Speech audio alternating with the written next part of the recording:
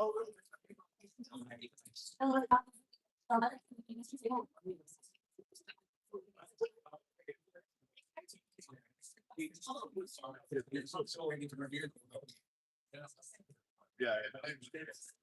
Yeah.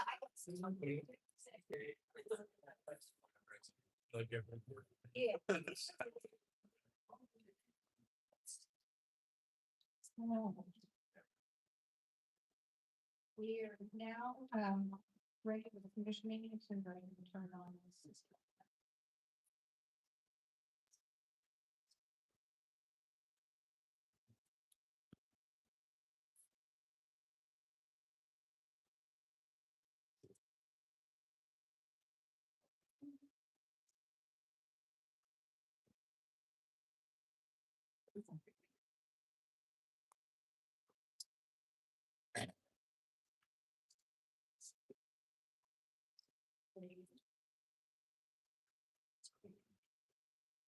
Welcome to the commission meeting for the Iowa Department of Veterans Affairs. We are calling the meeting to order at 11:10.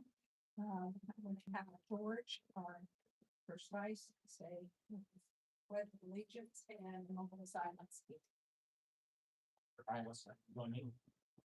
I pledge allegiance to the flag of the United States of America, and to the republic for which it stands, one nation under God, indivisible, with liberty and justice for all.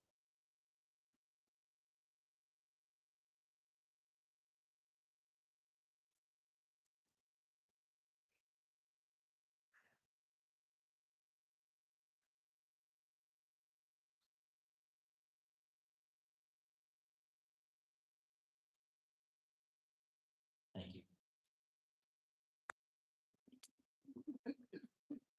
Like I said, welcome and introductions. Yes, at this point, and we'll just go and tell. Start over here.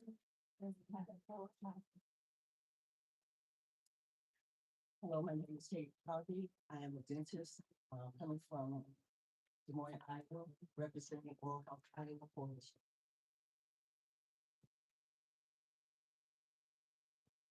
Good morning, I'm Marshall Hall. I'm with Local Street Media Podcasting, and I'm here representing Still Serving Iowa Veterans. It's a podcast that Darlene and I published together.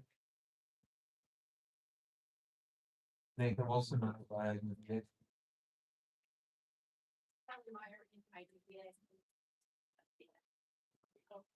Good morning, also Kelly. I'm with the Citizens. Good morning, Gavin Sandy, Good morning, Kevin Hans, Iowa Department of Veterans Affairs and Dodge Office. Mr. Miller, Department of Veterans Affairs, Camp Dodge Office. Good morning, my name is Eddie Gutierrez. I'm the Chief of Center for Development and Civic Engagement at FBA Central Iowa. Good morning, I'm going to show you Todd. I'm a public affairs officer for the St. Martin. Good morning, I'm Judy Rains, the American Legion Officer. Gregory, American Legion. Some heights of both lines, coffee fairs. Oldham Crestberg, Heath, Service Officer. Right, Becky, Pocahontas County Commissioner. Hello, Mackenzie Johnson, Interim Assistant Director at Haugsted.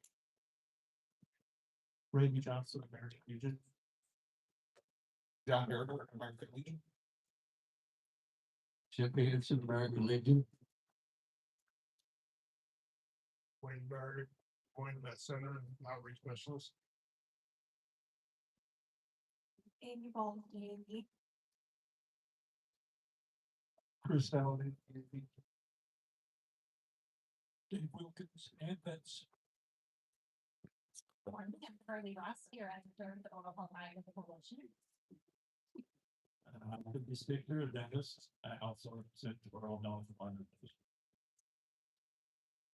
One of Jim Jones, previous also county, the president of the Iowa Association.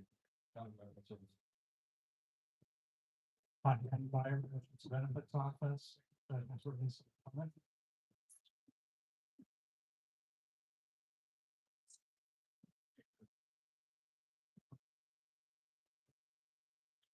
you. Welcome, everyone. We now have roll call of commissioners. Darlene McMartin, present. Joella Beyer, here. Elizabeth Ledvina, here. Becky, Dirks, Haugsted, here. Todd, Jacobus, here. George Mosby, Here. Robert Suesakul, Dennis Jones, Scott Miller, Here. Richardson, Here. Amy. Wonderful, all commissioners are present. We are going to count on presentations from organizations. Please use the podium up here in the speaker so we can hear via the live. First one is the VA Regional Office. Randall Beyer. Or there it is. Okay. That is.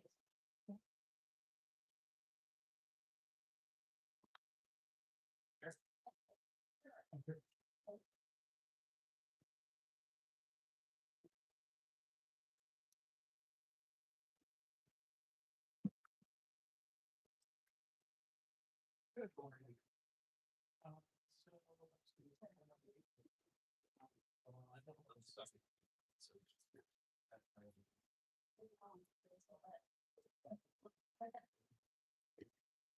Just that's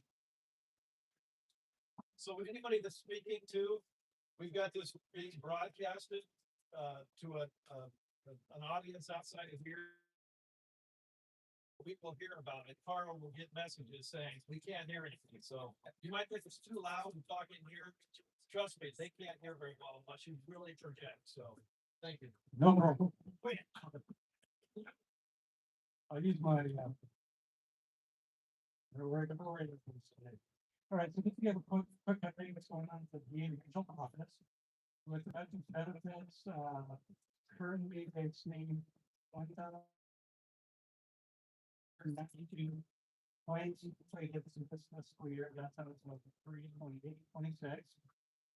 And that's compared to 17,241 for the previous year last year. So that's an increase of about 51. Current hires are exceeding awards, compensation, counseling, GIC, et cetera.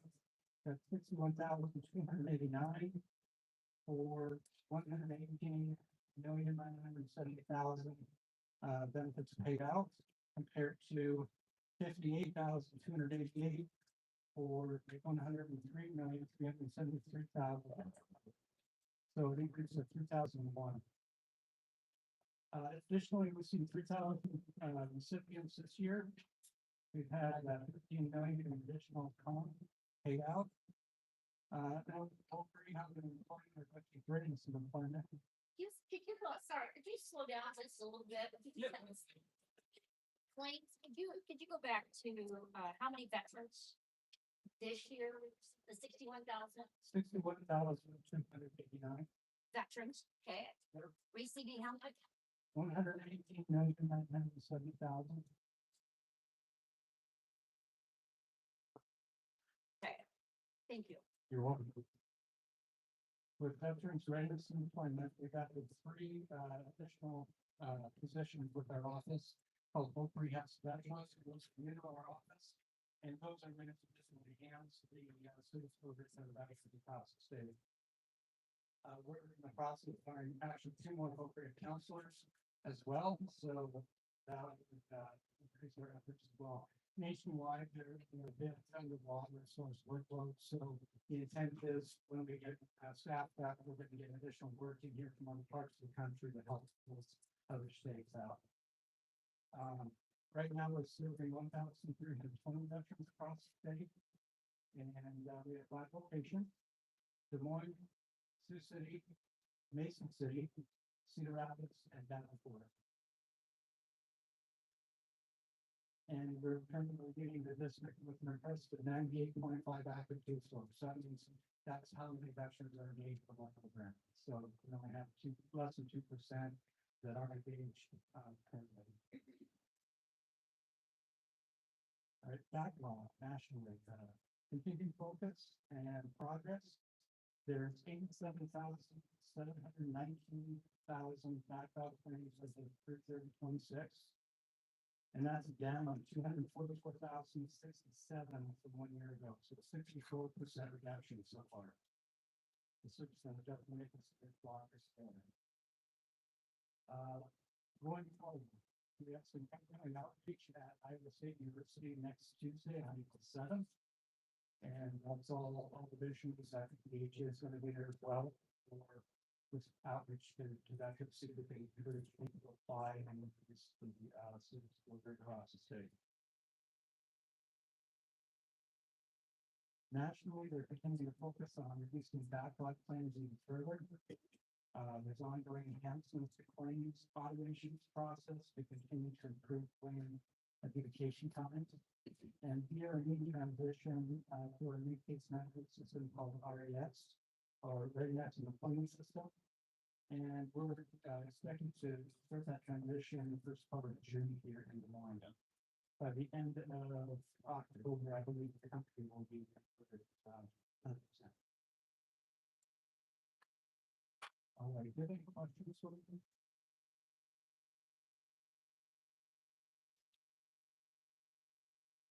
No, thank you very much. Is there any issue, anything that the regional office is seeing with the claims processing that we need to be focusing on? Is there an area of need that the counties can work on or the state can work on? We're just trying to do the backlog we have with those items.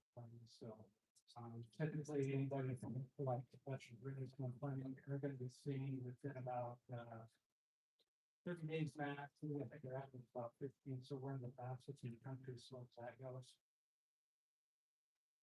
So the average processing time that a claim is being reduced quite a bit, or is it still way back? I think it's still a ways out the backlog. Yeah. All right, any other questions out there? No? Okay, thank you very much, appreciate it. Next on the agenda is there we go. She's already on the spot here. Mackenzie, VA Center for Iowa City.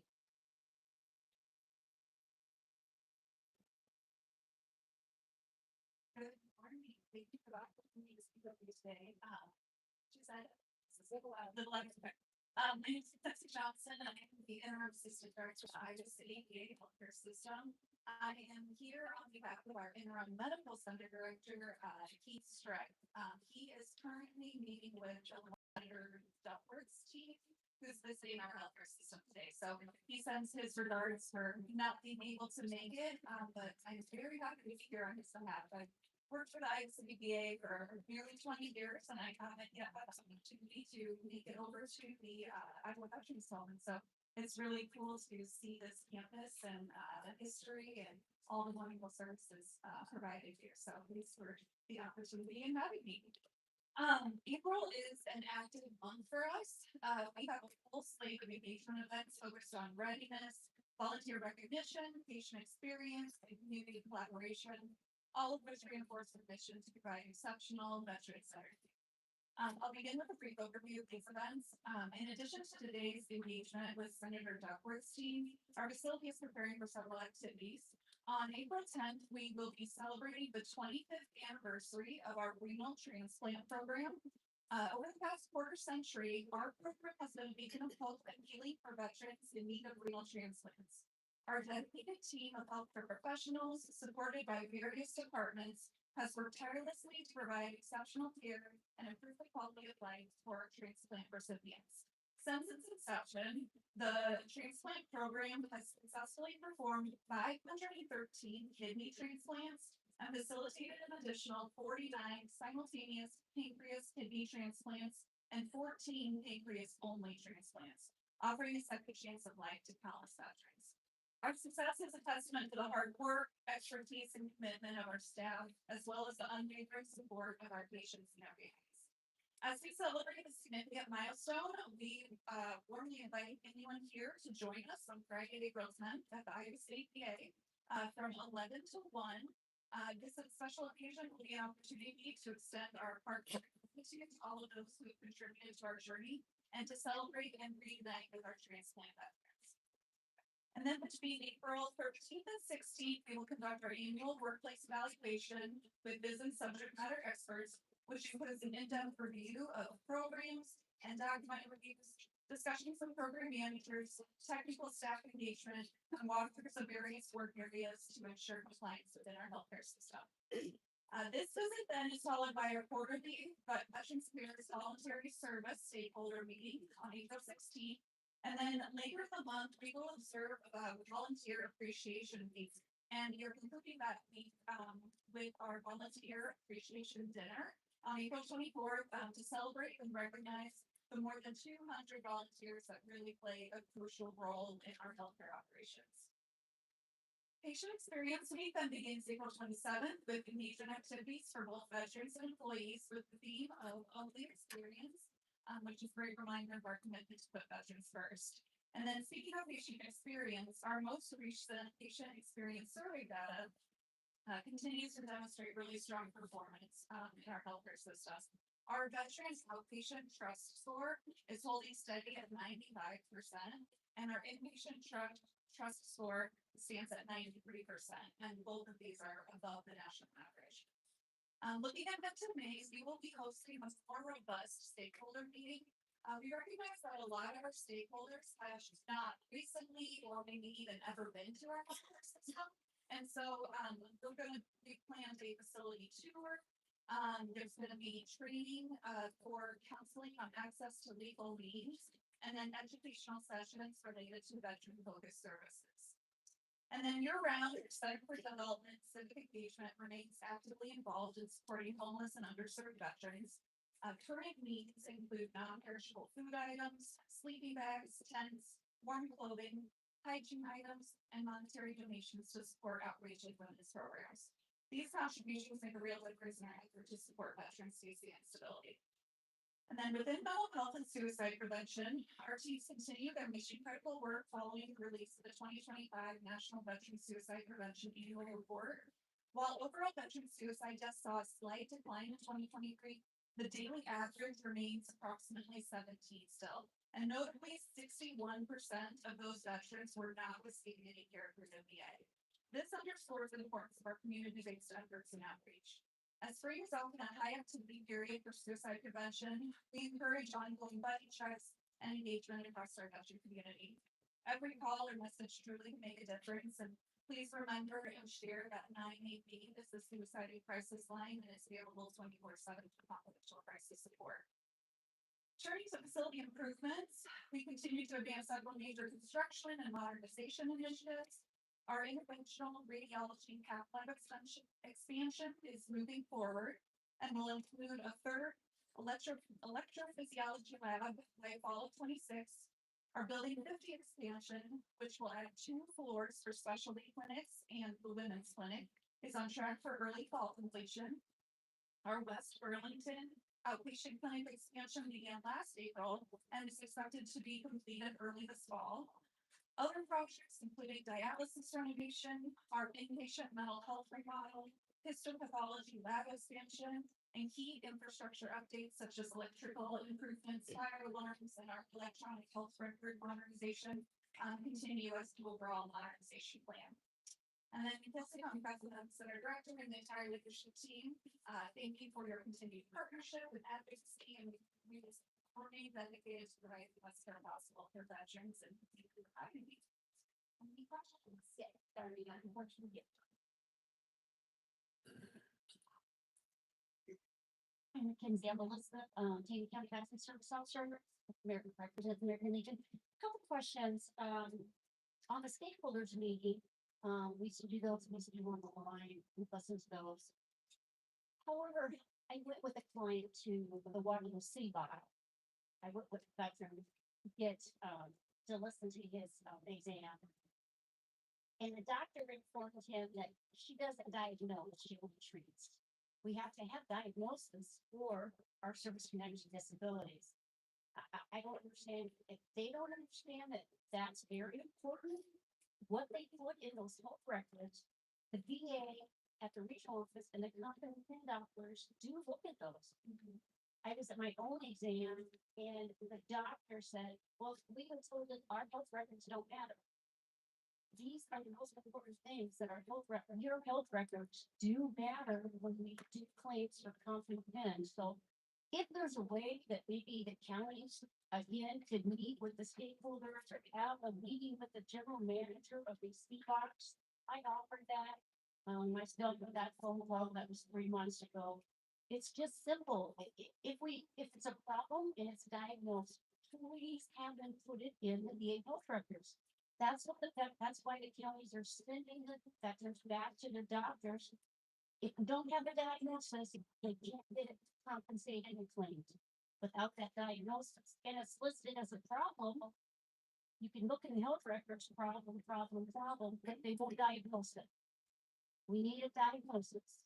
So, I mean, if we can do some education that way, then our veterans would come back and say, well, it's still listed as a problem. You're getting treated for it. It's still diagnosis. Let's get it compensated. So that's where some of this backlog from the RO and our service officers are having problems with is the health records we depend on the health records to say is a diagnosis of the problem. So if we could get that educated, that would help us so much and our veterans would continue to come back to the doctor. We got doctors that won't go back because they're not going to diagnose it. Why am I going back? Yeah, thank you for bringing that up. I certainly want to follow up with you. Yes, you should get some more details to address it. Yes. I know our public affairs officer, Justin Park, is actively planning more engagement with the veteran service officers, to go out and meet with them and also inviting them in. So part of this stakeholder meeting in May, we want the veteran service officers to come in and so they can see the facility and we can answer, some more of those questions because, yeah, I agree with you. This is a concern. So I'll follow up. Thank you. Yeah, appreciate it. Thank you. Any other questions for more? Thank you very much. Appreciate it. The next is the DA Central. Yep. Center update. Ready?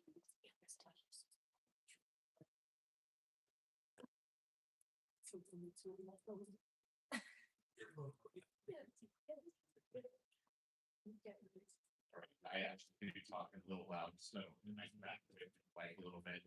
My name is Dirks. I am the Chief of Center for Development and Civic Engagement. On behalf of Director Lisa Kearns, she wanted to extend that she wasn't able to attend the meeting today, so she asked to come in place. But she does appreciate the work that everyone that does. The Veterans of Central Iowa and the Veterans of Iowa. So today I'm going to cover a few programs. Obviously, the VA Central Iowa, we have hundreds of programs across the campus. The one that specifically I would like to highlight is the homeless programs, as well as its facility highlights, recaps, and construction updates. In fiscal year 2026, the Department of Veteran Affairs set out 3 goals, continuing the commitment toward veteran homelessness. Goal 1, permanent housing. The VA will house no less than 48,000 individual veterans in FY26. Prevention of returns to homelessness for veterans to be permanently housed in FY26. No more than 5% will return homeless. And for the third one was engagement of unsheltered veterans. Nationally, the VA will increase outreach and engage for no less than 40,000 unsheltered veterans. With the VA of Central Iowa, we received multiple targets on both numbers of homeless veterans placed in permanent housing and the number of unsheltered veterans engaged. As of February 2026, VA Central Iowa has currently housed 114 homeless veterans, achieving 66% of our FY26 goal of 172. We've remained on track to exceed this goal. The February benchmark was 71 veterans, or 42% of our annual targets. Of the 114 veterans placed in permanent housing in this fiscal year, only 1.9% has returned to homelessness. VA Central Iowa has engaged 46 unsheltered veterans as of February 2026, reaching 46% of our engagement goal of 100 veterans. We are on pace to meet and surpass this target. The February benchmark was 42 veterans, or 42% of that goal. Among the 46 unsheltered veterans engaged, 24 have already transitioned to interim or permanent housing. Nationally, the Department of Veteran Affairs announced that they have currently housed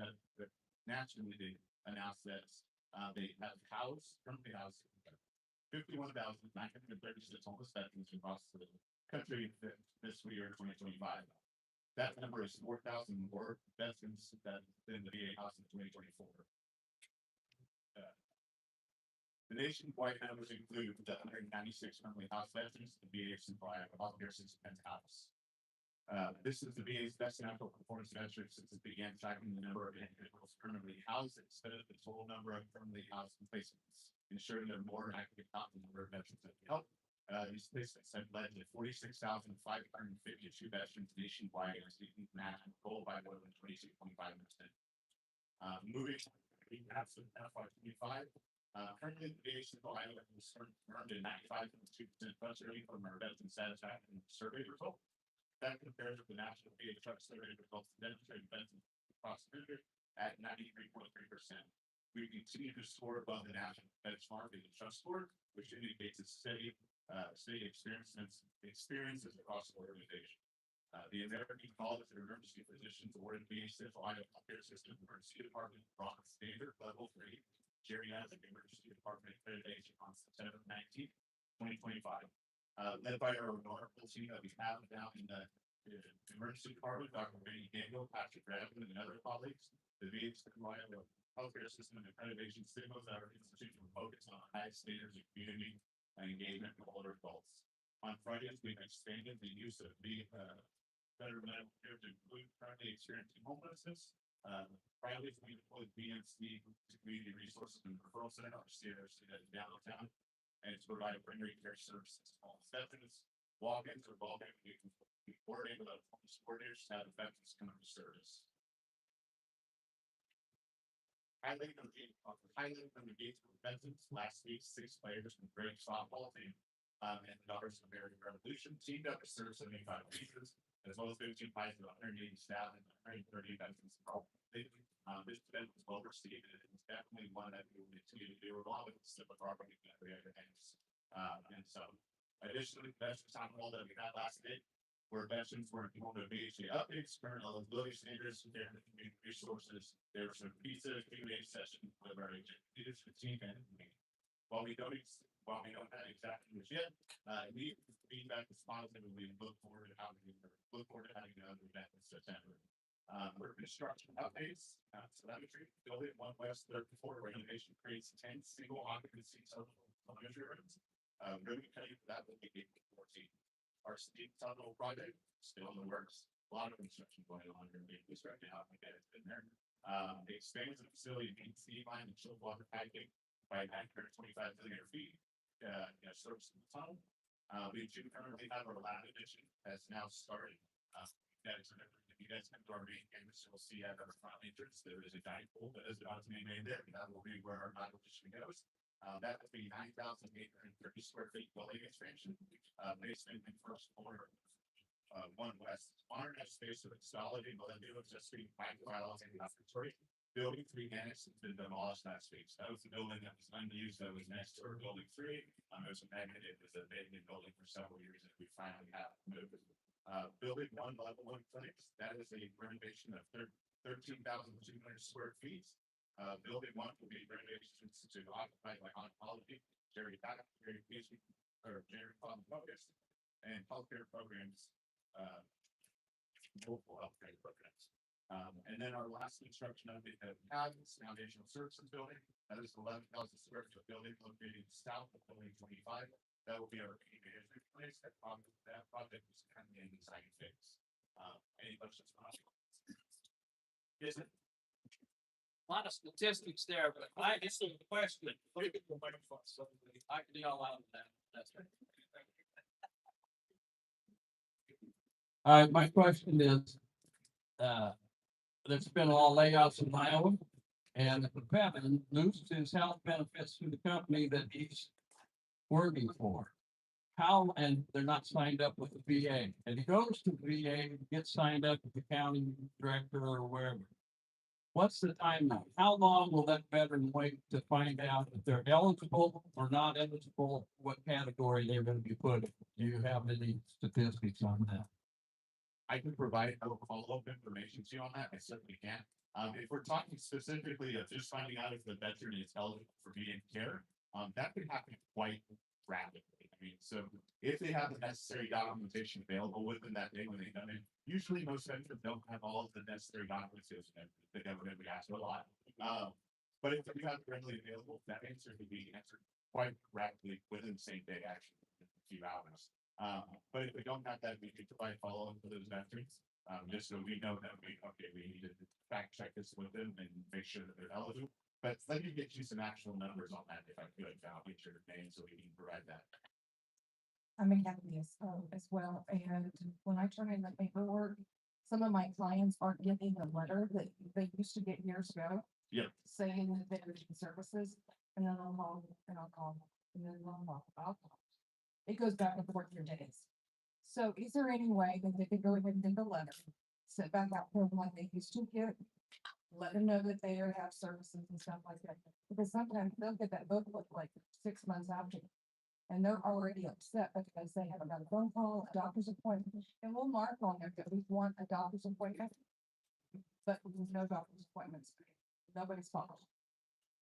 If I could just follow up with your question, just to get a little bit more information, we can certainly talk to you afterwards. We need to talk. Absolutely. Thank you. Any other questions? Thank you very much. Appreciate the information. Lots going on in Des Moines. Right, we have come to our next item on the agenda, which is a presentations. We have oral health committee. That's a very good presentation for us, and this is Dr. Higgins. Thank you so much for too long. All right, and this one, thanks for this, admission, but it's also some, countdown, here's for your time and for the consideration of our acts. And I'm just gonna say bottom line up front because there's no mention. Is that we are requesting that the current process of requiring veterans to have 2 separate dental treatment plans be removed from existence. It's like having 2, in layman term, 2 quotes, like a car or so. And like I said, I wanted to start it, I like to start with bottom line up front. But I'm gonna go back a little bit and just tell you a little bit more about the organization. Work of IGO is a statewide coalition working to improve access, systems, and outcomes. It organized by providing education, advocacy, and connections to the oral health care of underserved communities throughout the state of Ohio. As part of our mission, we formed a Veterans Oral Health Committee, which I serve as chair.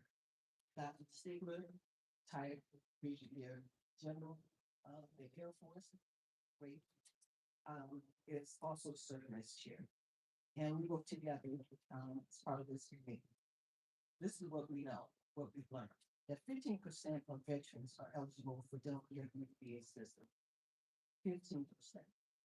And that's according, that's established by Congress, Title 38, Federal Code.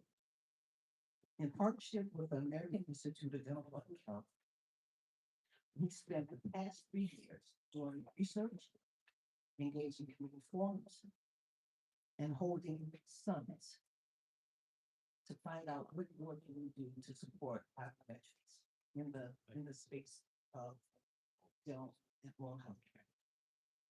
And what we thought was surprising, yet we didn't find it insurmountable. What we found is that veterans in Iowa have the ability to access dollars through the Iowa Veterans Trust Fund. However, again, to access those dollars, they need 2 separate treatment plans from 2 different dentists. This creates a tremendous burden for veterans.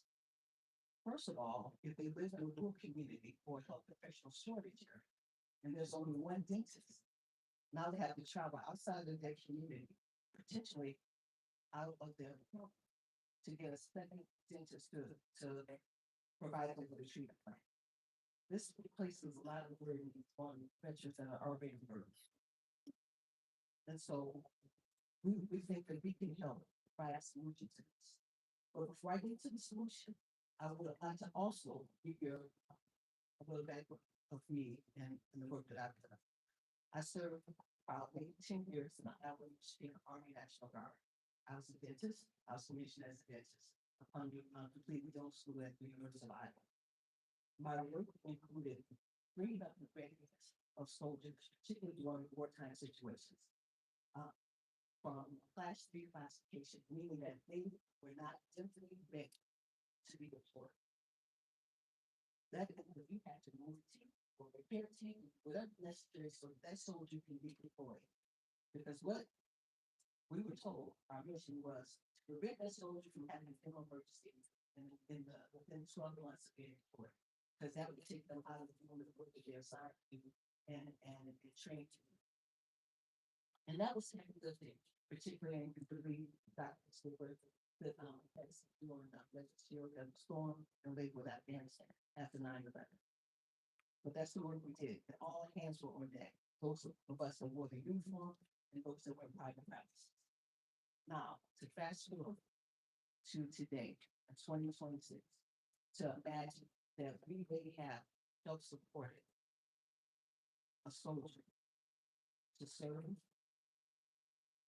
to survive, and to return to the base state of Iowa.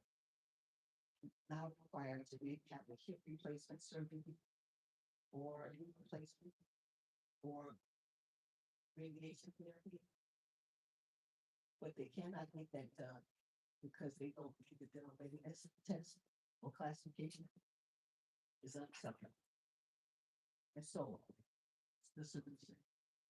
We hope that we, Dr. Stigler and myself, and the Oral Health Coalition, can get part of the solution by doing a two-pronged approach. One, day one, after today's meeting, he and I are committed to dentists to review any treatment plans that may be considered questionable or beyond standard. They might even suggest that it's above the cost or encroaching or appearing fraudulent or abusive. We're ready day one. Secondly, we're also ready, this came out of our comment out, that the PSOs are primary for a registry of dentists that are prepared to also serve not only the capacity of reviewing treatment plans to create treatment plans, but also hopefully providing treatment and care. We are waiting to prepare as a coalition and as a committee to create this registry, to work and use our network. The state has a large network of doctors, but I can engage the public health dentists, rural health dentists, and he can help with the private practicing dentists throughout the state of Iowa to create such a registry that can serve in this capacity. So, again, I thank you for your time. Now, what would be questions or concerns that you might have about the proposal? Thank you very much. I think it's a wonderful idea to have that resource for the county DSO so they know where to send the veteran in that area. And yes, there is a hard time for a lot of our veterans that are applying for the trust fund to find 2 quotes to get from the dentist. So, a lot of times it's one office, in a small community, and you gotta go this way. And I think this program that you're offering is something that we really, as a commission, need to look at to adjust our trust fund requirements in regard to like down. Thank you. We do an administrative rule change on that, or just a policy procedure change in the city. I think it's just a policy procedure change is all we need to do as a commission level. So we can do that easily and not at a commission meeting. So I'd just like to chime in on this because I think the problem set here is greater than just the 2 invoices, right? A lot of times we see invoices coming in for trust fund applications that are at the max. Like dentist care providers out there know that, hey, you can get 10 grand out of the trust fund. And so I think that the 2 invoices is kind of a deterrence on some of that, just to kind of help level the bubbles maybe a little bit on that, but really the problem set is preventative care for veterans. We gotta figure out how we can maybe use the trust fund to provide more dental services to our veterans to help mitigate some of the back end costs of all those major repairs that need to be done. So I know this is something that we've talked about for many years. There's got to be a way that we can maybe partner with, using veteran trust fund dollars to help partner with, dental insurance to try to do like a graduated level of services or something. There's a way that we gotta really get out of that prevention care. But the VA offers 2 dental programs, the Delta Dental and the Dental Life. And the veteran can purchase those programs. I belong to one, my husband belongs to the other one. So we have purchased the dental insurance through the VA. And if they're on pension, if they're low income pension, those dollars that they spend for that dental insurance can be taken off and be reimbursed to them if they're on VA pension. So there's opportunities for a veteran to be able to get insurance. And I agree with George, a lot of times the reason why we did the 2 was that purpose, because yes, we do allow up to $10,000 maximum for dental care. But once that veteran gets to that, then they're done. And we can't help them again for any further dental care. So if they come in and they want implants, and then they end up with another problem, they've already spent the whole amount of money. So it's educating the dentist as to what is the actual care that's necessary for that treatment, and to keep some of those funds available for down the road. Because otherwise they're not gonna have any funds left over for the future, especially if it's a younger veteran and they've exhausted everything that we could provide. But selling it to the counties to see, to make sure that the veteran, if they're eligible for dental care through dental or MetLife through the VA program, that's kind of the way to go with it, and get those veterans into an insurance program. And that would help them a lot as well, and it helps the dentist offset some of those expenses too. I don't disagree with anything that I've heard, mentioned before, since always, better. However, the reality is that a lot of our patients already have a lot of dental needs, and what we're proposing is that we will direct them with a dentist, and absolutely, great. Is there, alternatives, to implants?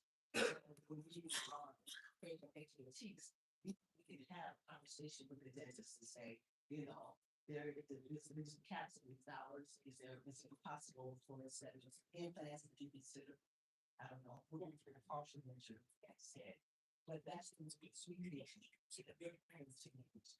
So the way that you envision this working is the CDSO, where we did the application for a dental request, is that VSO will contact you to get the referral to a dentist.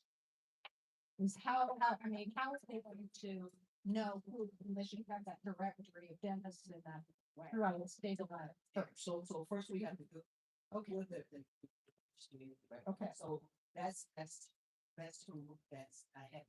Okay. What we're saying they want is that for those that already have the dentist and a treatment plan, instead of them having to travel, getting ready or anything like that, if the treatment plan needs to be best, then we are prepared to volunteer and do that today. Okay. And we may also be able to gather some more support among our colleagues that are like-minded and understand the mission to do it in the next, 6 to 12 months. And we have to come back and report to be for the mission as how that's progressing, as we simultaneously build the stretch.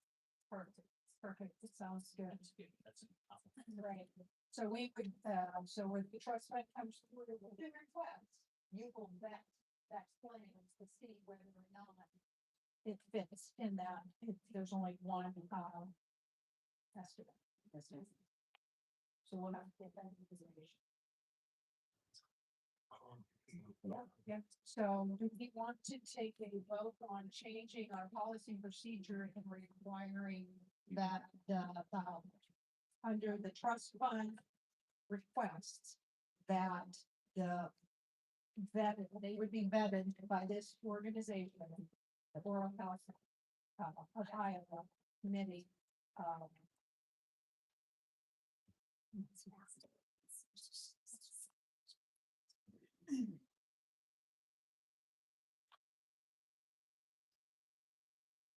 Darlene, just before while you're voting on it, we'll need to set up an agreement with them, make sure everything's cleared, and then we'll have to make sure that their licensed dentist working, and just make sure people. So We we're can we're so- gonna look out and Yeah. speak to that and work with you on regarding that before we make a complete decision and have an agreement that you would be the person that we would have to go to. We can't just automatically do that to Yeah. them. So, I think we're passing that information off to them, so we would need to make sure we have agreements set and all that kind of stuff. And then we need to make sure we have notification to the person who's signing the trust fund that this is what's gonna be happening, so. so it's gonna take a few steps down my road to get this in place. So what I would say is hold off on the vote, and we can vote on it after we have the agreement up and everything, and then we can bring some money. We had to have third party agreement, privacy agreement with the veterans. And also, so Right. yeah, so I think we should wait. Yeah, yes, I think so, but we're gonna look at that. And issues out there. Way forward on this to be a lot more cost effective and a little bit assisting the veterans. We still do emergency ones, case by case, though, we do those as well, if there's an emergency now issue, so we need to work out the logistics of it. But I don't think it's a bad thing. Okay, thank you very much. Next is Joella Perry in regard to the Iowa Women Veterans Program. Thank you. Little closer. So, last year I proposed to Todd, an idea, a women's veterans program in the state of Iowa. And then we proposed again in November, and I thank you very much for allowing us to do a women's veterans program in the state of Iowa. It is a volunteer program. I am the coordinator for the state of Iowa, and we have at least 12 county VSOs and female veterans and female assisting volunteer, all of it. They're wonderful ladies. I think Maureen is here today. Thank you for coming. We also have retired female veterans that are assisting us. And we set up a table in January. And since then, I have gotten numerous calls, Todd's got numerous calls asking us about wanting to participate with us, wanting to join with us, and us join with them as well. I will be doing that as I can because it is a volunteer thing. And so will other ladies. The reason why I decided to do this is because there's 4,500 ladies and women veterans in the state of Iowa that are receiving health care and benefits out of the 16,000 that actually live here. It is the fastest growing population of veterans leaving the service. There is new healthcare at the Heath hospitals that a lot of them didn't know that they can receive or anything else.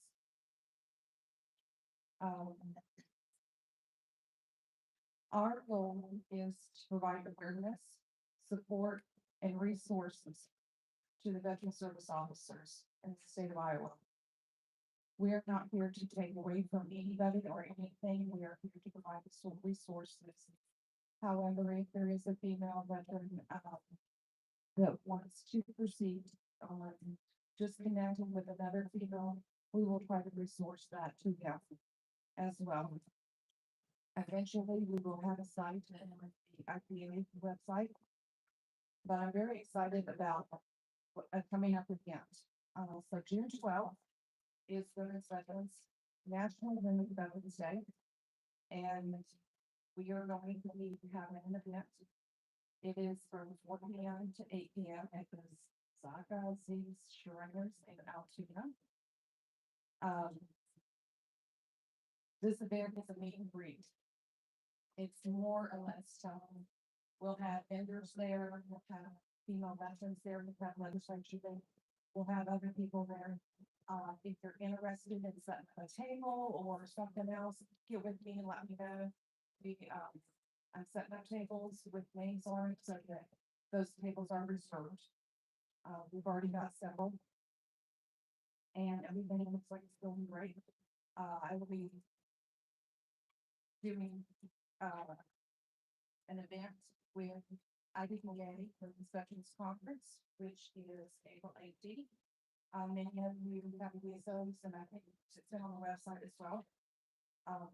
That is another program that we're going to be attending, and I'm very excited about it.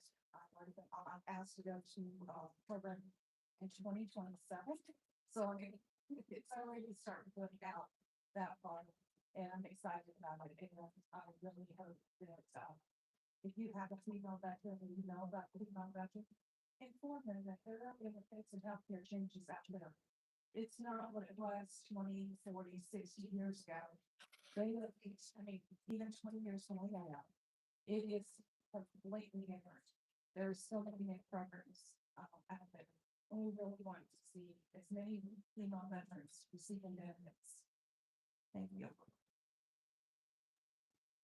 Thank you, Joella. I appreciate the information. And if you've got female veterans in your area, give Joella a call and she will send out a nice little invitation to attend the Women's Veterans Program. And now we have party call in regard to still surveying our veterans. Our podcast that has been just started in January this year.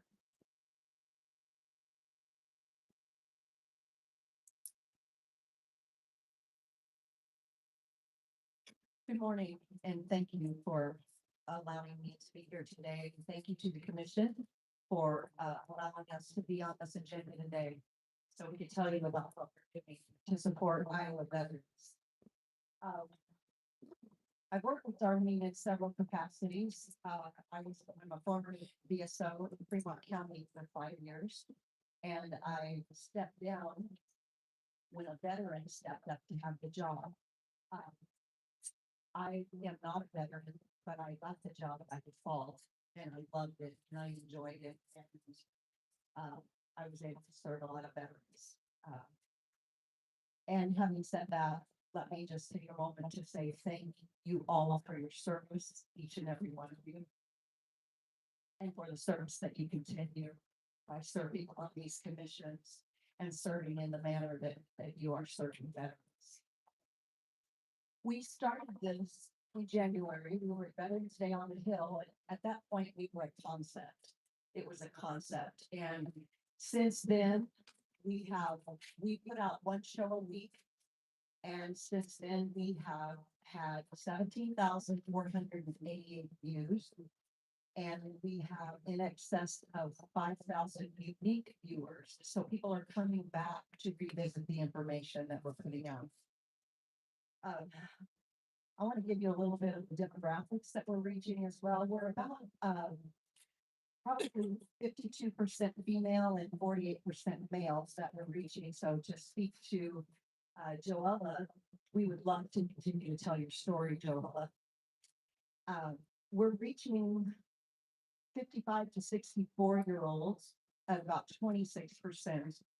25% are above 65, 21% are 45 to 54, and 27% of our viewers are under the age of 45.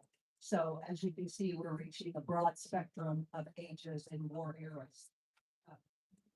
We had the pleasure of presenting a quilt of valor to a 100-year-old World War II veteran a couple of weeks ago on his 100th birthday. So those are the kind of stories that we want to tell. We want to honor our veterans. We want to reach as many World War II, Korean, and Vietnam veterans as we can because the time is nigh, as we all know. So we have an opportunity through this video podcast that their families can preserve these interviews that we're doing with them, and they can have them forever, much like the Veterans History Project that's going on right now. And whatever we put out there could also be archived into that program. On the other hand, there's some stories that are not so pleasant that we need to tell. We need to tell the story on a broad basis about predatory claim sharks. We need to get the word out. We need to talk to veterans because Darlene and I have figured out by visiting nursing homes, there are organizations going into our nursing homes and taking advantage of our veterans to file a claim. $1,500 in some cases just to file a claim. We don't know if they know what they're doing. We don't know who these organizations are, but they're there. They're out there and they're not being stopped at the door. And these nursing homes these administrators need to be educated because they are inviting them in.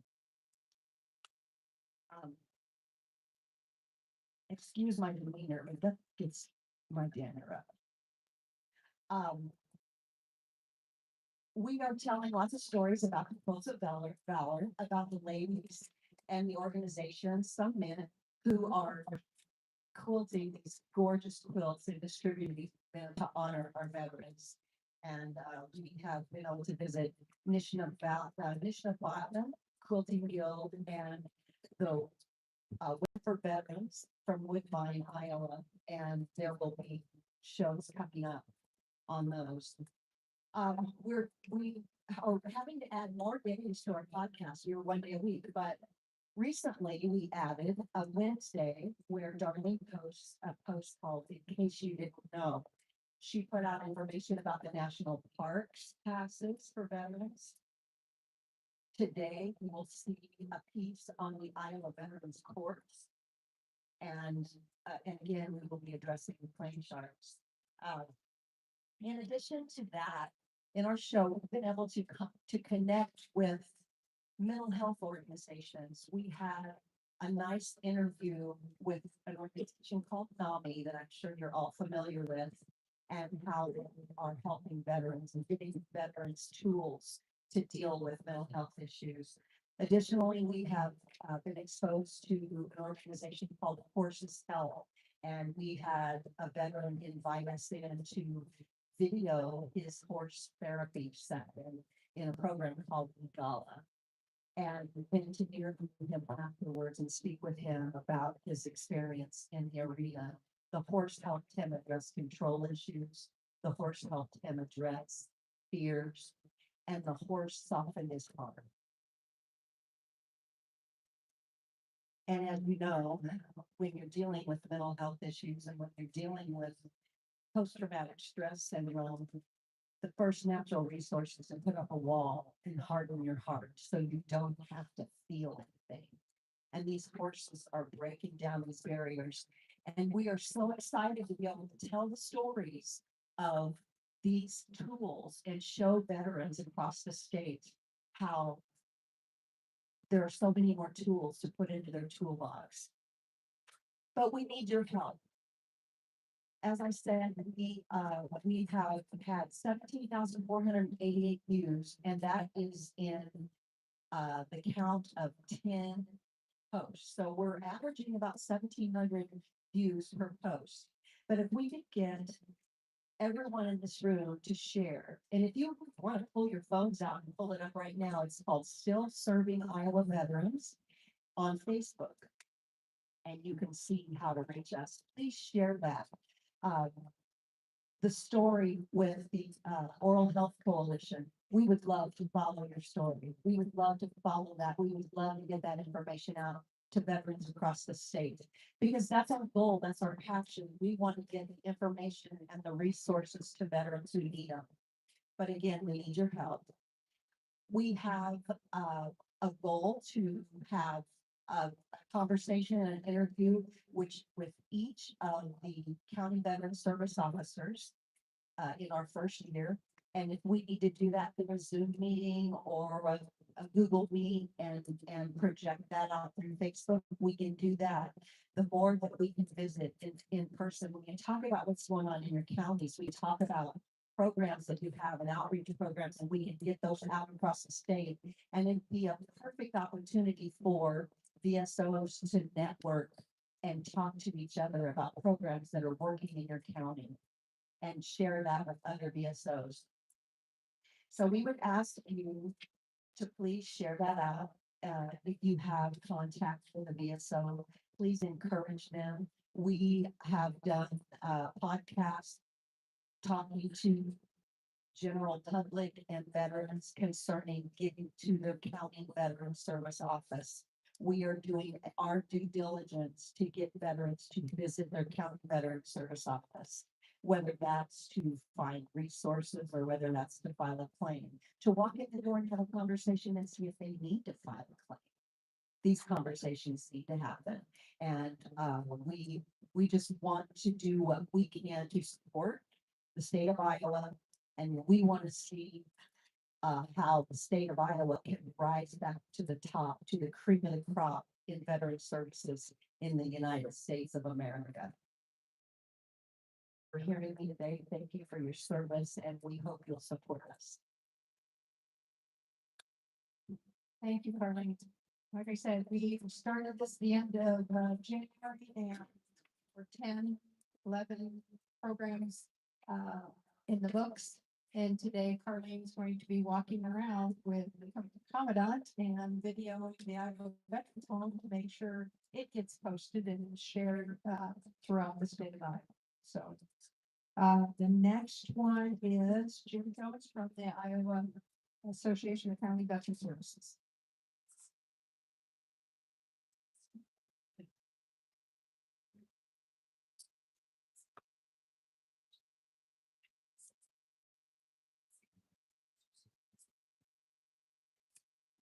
Good morning, everyone. Happy Wednesday. Happy April Fool's Day. Although there's happy market. I just want to take a moment before I get into my errand notes. I know a lot of us come to this meeting quarterly, and some of us may be new to this, and maybe not exactly know what the Iowa Association of County Veteran Services are and what we're comprised of. So we're comprised currently of 148 CVSOs across the state. The association better breaks that down into what we call second districts. And each district has roughly 13 to 15 counties per district. And then each district has a district director that is elected by the district to help run that district, help train new CVSOs, how to keep track of those counties where it's easier to track the 13 to 15 counties than it is the president to track all many counties at the same time. In those districts, every district has 2 designated trainers and mentors that help with newly hired CVSOs and through that transition process. Maybe we can calm it down. And then if we have some issues where we can't get someone hired quickly, then we can work what's called a 2083 agreement with another county to provide some services across over those things. The Iowa Association of County Veteran Services is also a member of the National Association of County Veteran Services, which the National Association is comprised of CVSOs from across the nation, 32 states, 8 tribal nations, and as of our briefing last week, just over 2,200 CVSOs across the nation. Here in Iowa, 2 of our CVSOs are also on the national training team. That's Jenny Olson in Iowa County and myself. So we are both on that training team. The national organization, that's how we go through basic benefit course and get accredited. And we just conducted one of those courses last month with 128 members that got accredited nationally. So that's just kind of where the association is as a whole, how we operate. We have our own education committee within our association, and that education committee has a lot of events that have gone on and are going on, and they'll cover some of those at this time. So our education committee has what we call single subject virtual training. We do it monthly. It's not already happening on the schedule. It's via Teams. We send a link. Anyone on the CPSOs that on any of the counties, it's you put it on their schedule, log in and participate in this training. The trainers that we have agreements with is, it was Amy Perkowski, who is a lecturer law professor at the University of Iowa and actually accredited federal service officer. Unfortunately, she's had some medical issues in the recent past and had to step away for a little bit. He provided us one of the colleagues by the name of Ken Heidi, who is also a nationally accredited federal third lawyer. So he stepped in. He provides support of those single subject training courses throughout the year. The other 8 last year, and this year 6, because we limited it based on the months that we're doing national level or state training, are provided by the regional office here in Des Moines. We would have had an agreement working with the director, and they have provided educators to provide those. So we're getting professional training every month. For those that want to log in, on average, we're having people between 75 and 85 of our state CBSOs log in to those trainings monthly, try to continue that education. So on that mindset, I'll just share that January 8th or 28th, the training on storage benefits that was provided by the morning legal office. February 25th, we did training on higher level reviews and informal conferences. That was provided by Ken Beyer, lawyer. March 25th, we did training on regulatory protections. That was provided by the Des Moines regional office. And then coming to the future, so April, we have no training scheduled for single subject training because we have state training. In May, we have one training scheduled to provide the association training. And June 24th, our subject will be presenting late evidence. That's going to be provided again by Ken Heidi. The association has our spring school schedule from May 27th will be held at the Stony Creek Convention Center. Our agenda is solid, and we're still receiving information at this time. But I'll also share that we partnered with the American Legion back in February. The American Legion approached the association and wanted to collaborate with some training. The American Legion trainers provided training on Valentine's Day, no less, which was a Saturday. And we had roughly 40 to 45 participants that drove to Des Moines on Saturday, on Veterans Day, participate in that training, which I thought was phenomenal.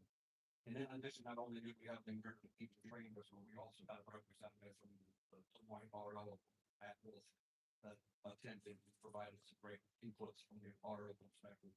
So it was a great day of training there. On the National Association training level, as I mentioned earlier, we did the basic benefits course, was held February 23rd to 27th with 128 attendees.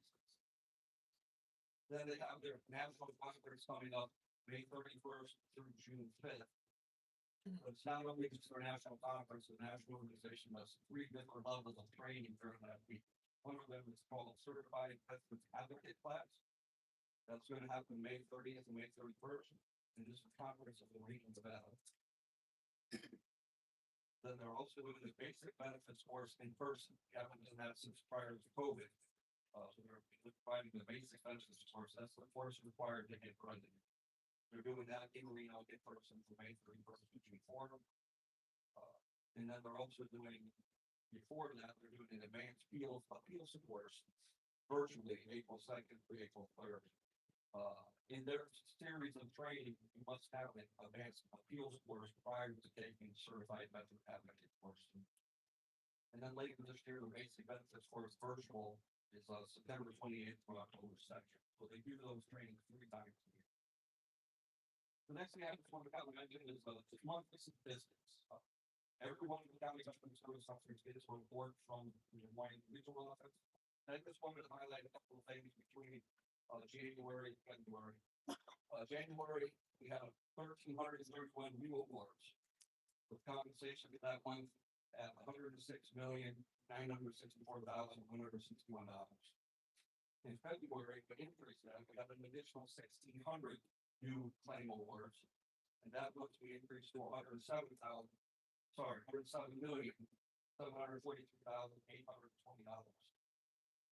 So between January and February, we also increased those receiving 100% compensation from $11,949 to $12,088. an increase of 139 new 100%. So I just wanted to point those things out, make sure that we all kind of understand that our kind of city yourselves are out there busting butts every day, supporting veterans the best way we can with the regulation and limitations that we have, and we enjoy what we do. So with that, I'm just moving on to think we have some questions. Any questions for the CDS? George? Hey, Jim, George Mosby, I work for National Guard. I just, this is the first time I've ever met you in person, and, I want to apply that efforts that you do around Plymouth County. And because I've heard of soldiers and families going to veterans service offices and other counties, maybe nearby, who, were not able to get the care that they wanted, and they come to you because you know what the hell you're doing. You got a reputation and you're doing really good work. So I just want to publicly say how much we appreciate everything that you're doing in this role. Thank you. Appreciate that. We're going through about 2 minutes to share stories. We talked earlier about claim sharks was mentioned. Fortunately, unfortunately, on the flight was delayed. He took off. The plane had mechanical issues. We were diverted. Plane over a long time. Long story short, I had the opportunity to meet a family on that plane. There was a 45-year-old lady sitting in front of me with 2 kids.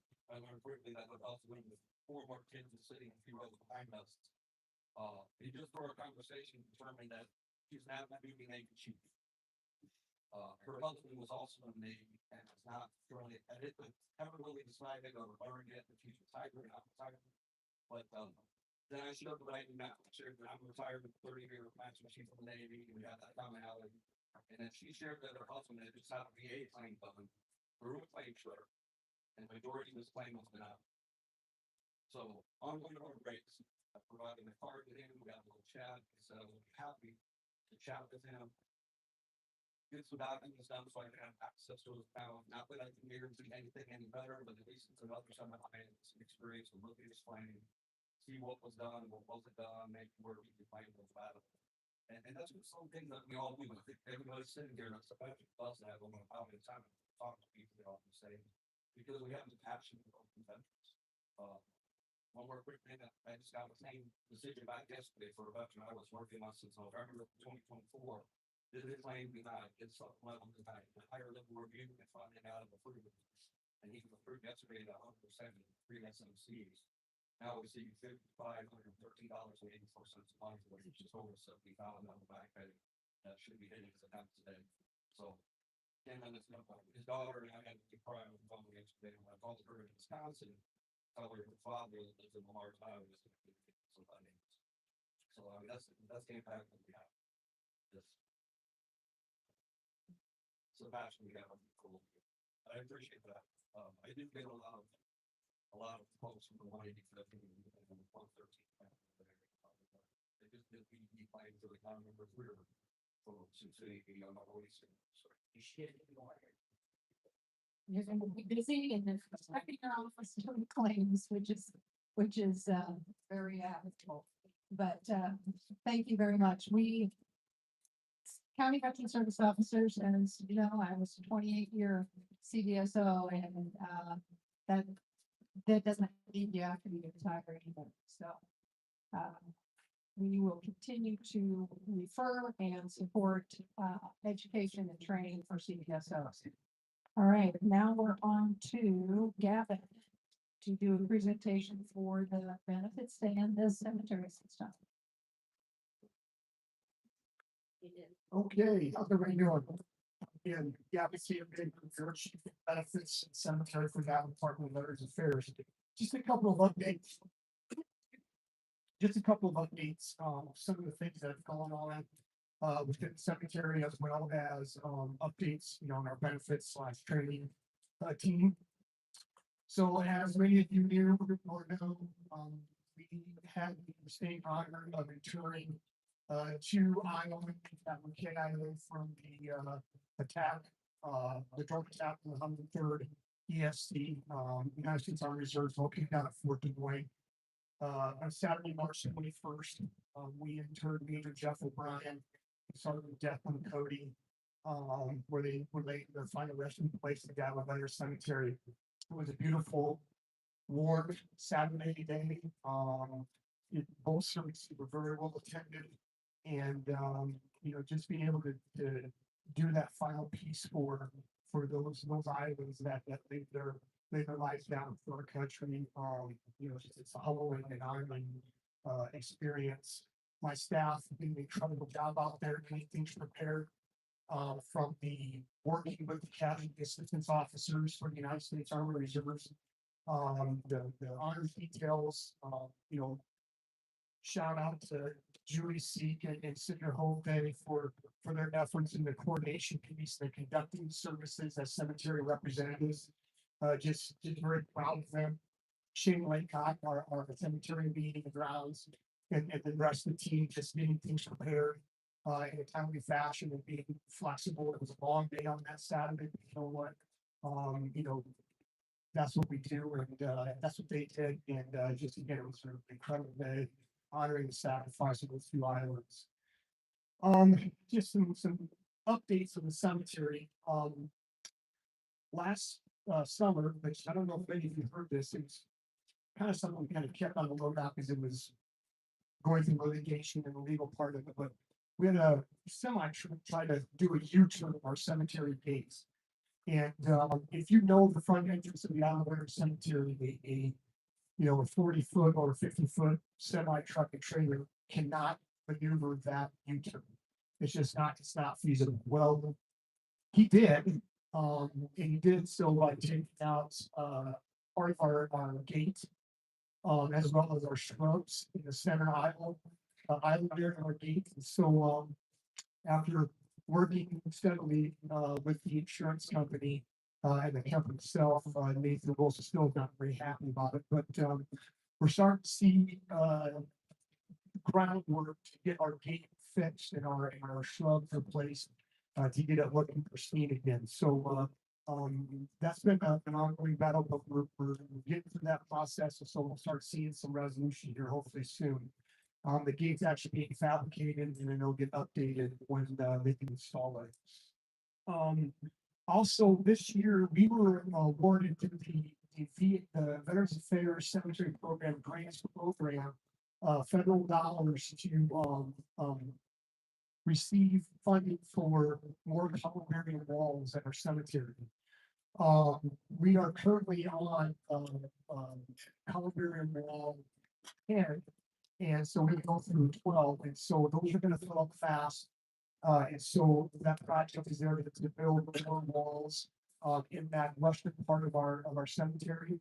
On top of that, we have a pump house that we haven't been able to use for the last 3 years because the well that we were drawing water from was very polluted, if you will, and causing our water to provide iron stains on our headstones and our walls and things like that. So 100% not acceptable.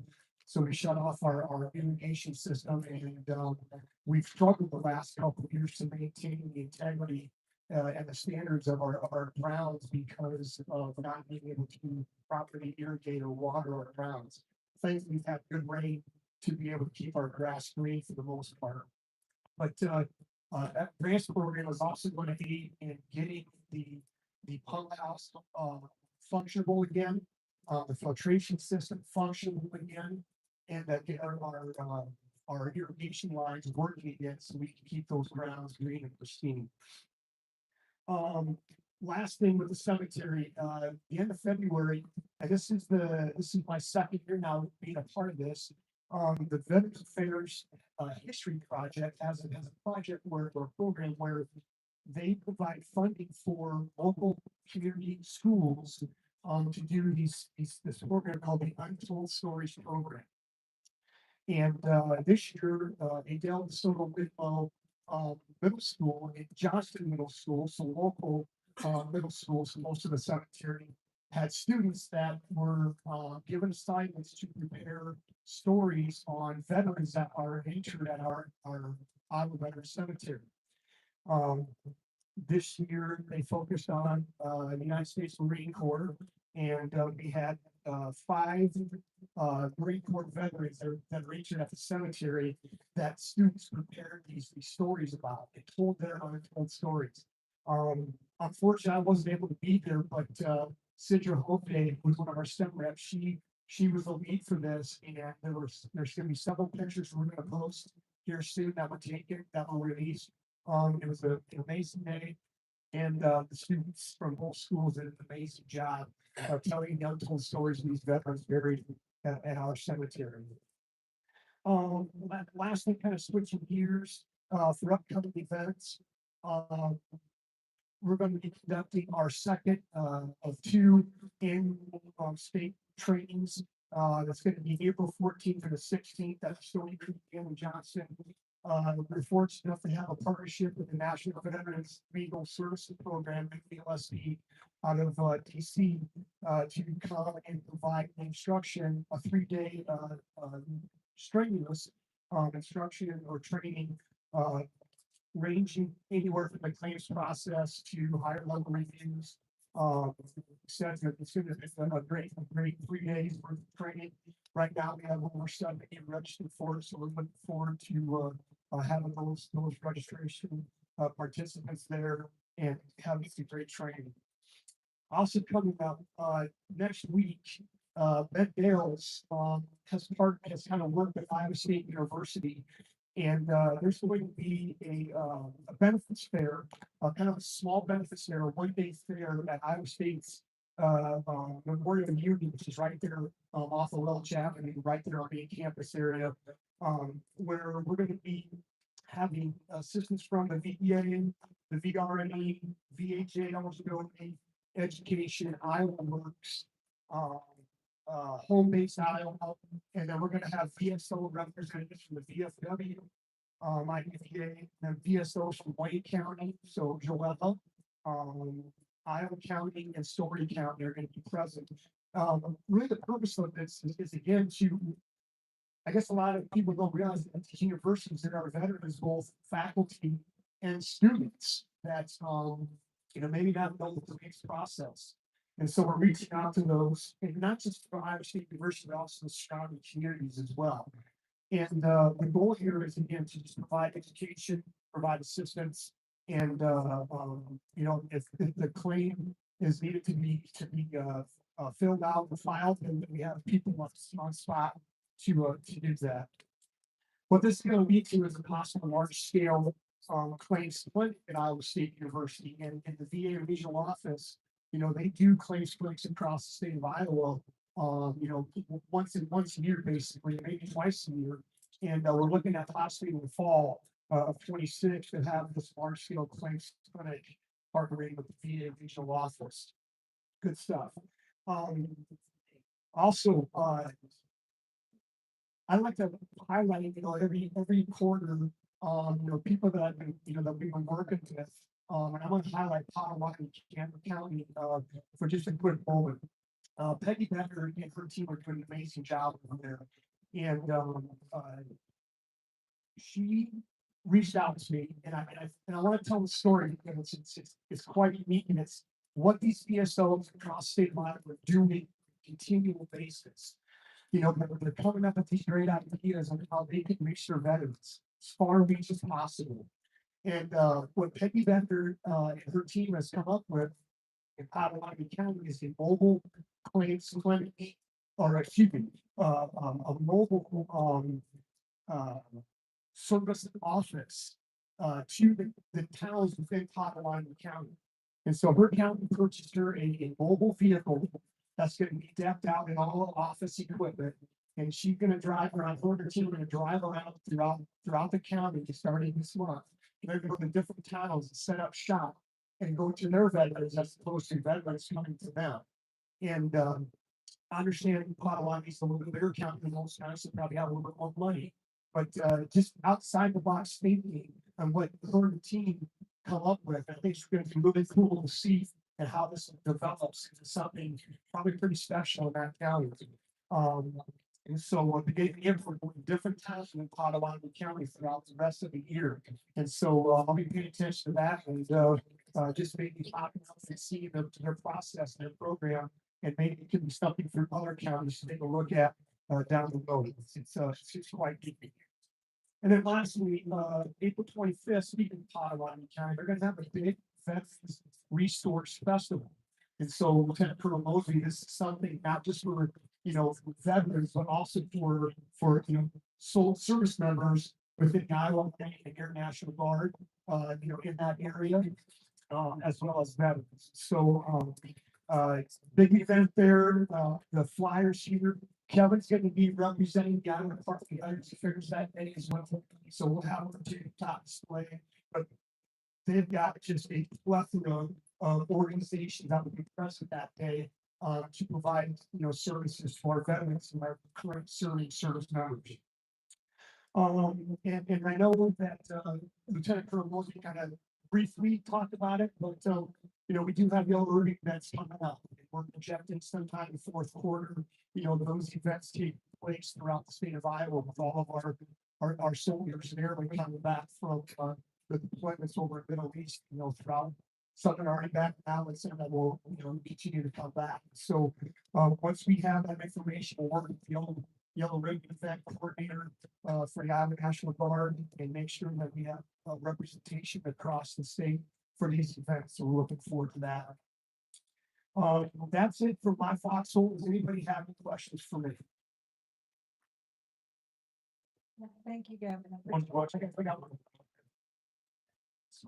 This is just a comment on what's going on over in Potawatomi County. I know Brett McLean retired from Story County. He was going to each of the towns as well. So that's another place that you can probably check to see how those are want to. That great place, Ray. That's great. Yeah, we love hearing these stories. We love being able to tell the stories to our counties. So keep providing them. So thank you.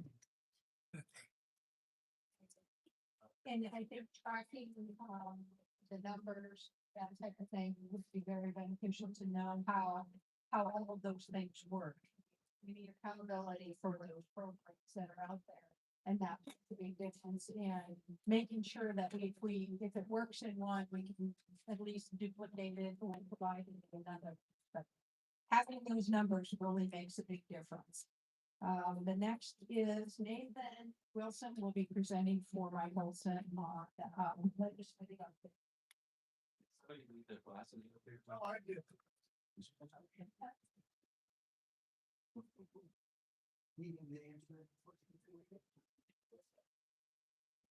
All right, so legislative update, I'll start with administrative rules first.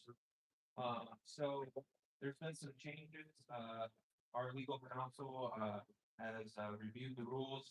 And, so there'll be some chapters that are not going to be implemented due to some changes where they're applying administrative rules for all agencies unless there's something in their code that specifically says. So administrative rules, chapter 801, 2, 3, 4, 6, and 8 will not be implemented due to this proposed changes. So we did a lot of work on those, but we won't be implementing those. Second, we have 3 rules or chapters that would be basically rescinded, and there was a glitch in the LSA system, so that hasn't been finalized yet, and LSA is working on getting those actually rescinded. So those chapters are 9, 13, and 16.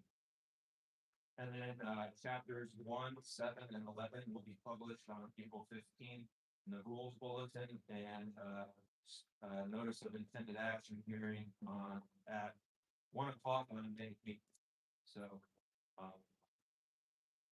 and then all of the other rules are working their way to be ready to take review and will be proposed here for a vote when they're ready and getting ready to be submitted. So we have a big one, which is chapter 10, which covers the Iowa Veterans Home. So we have all of them in draft, and we're working on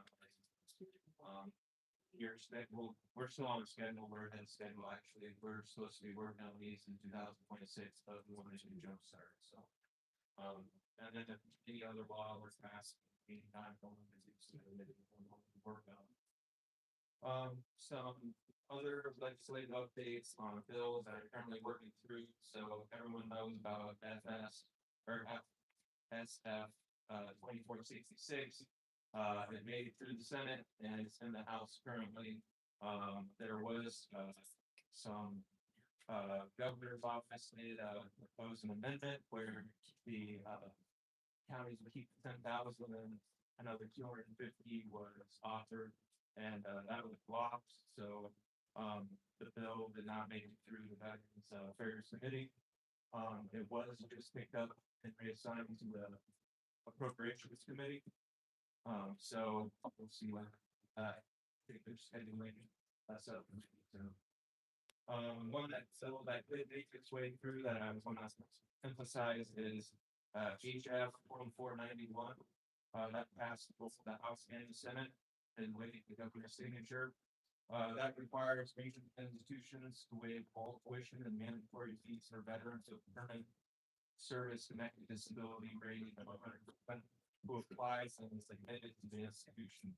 All other federal and state sources of assistance must be first exhausted, but that would be great if that's the last resort, and we'll get free tuition. So that one will be signed hopefully in the coming days.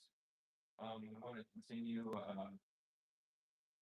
working SF 2466 through. So I think I see comments in that. Anybody have any questions? No, I think we're good. As far as Nathan, I do want to talk about so skilled trades. If you haven't heard about that program for workforce development, we are location here at the Veterans Home, and we do have somebody from the skilled bridge program actually scheduled to start in May. So that'll be our first skills bridge program to actually come through the system. So if you don't know, if you're within 180 days of exiting the military or active duty, or reserve, you can actually work somewhere and get on the job training while you're in the last 180 days, and then you'll be prepared for when you leave. And so we have it in the CNA program right now. We have an LPN and RN, and we actually just got another inquiry about an Haugsted position. So Steel Bridge, we'll see how that works out. I know it's been successfully done at IWD, so we're looking forward to more people using Steel Bridge here. So that'd be awesome for the National Guard service, leaving military service to transition into a civilian occupation. yeah, UFB actually pays their salaries for that last 180 days, so it's completely free to any of the locations that are That's awesome. Steel Bridge location. Good program, good program. Glad that I would have veterans only utilizing that program. Okay. Well, Todd, the commandant will give a Department of Veterans Affairs update.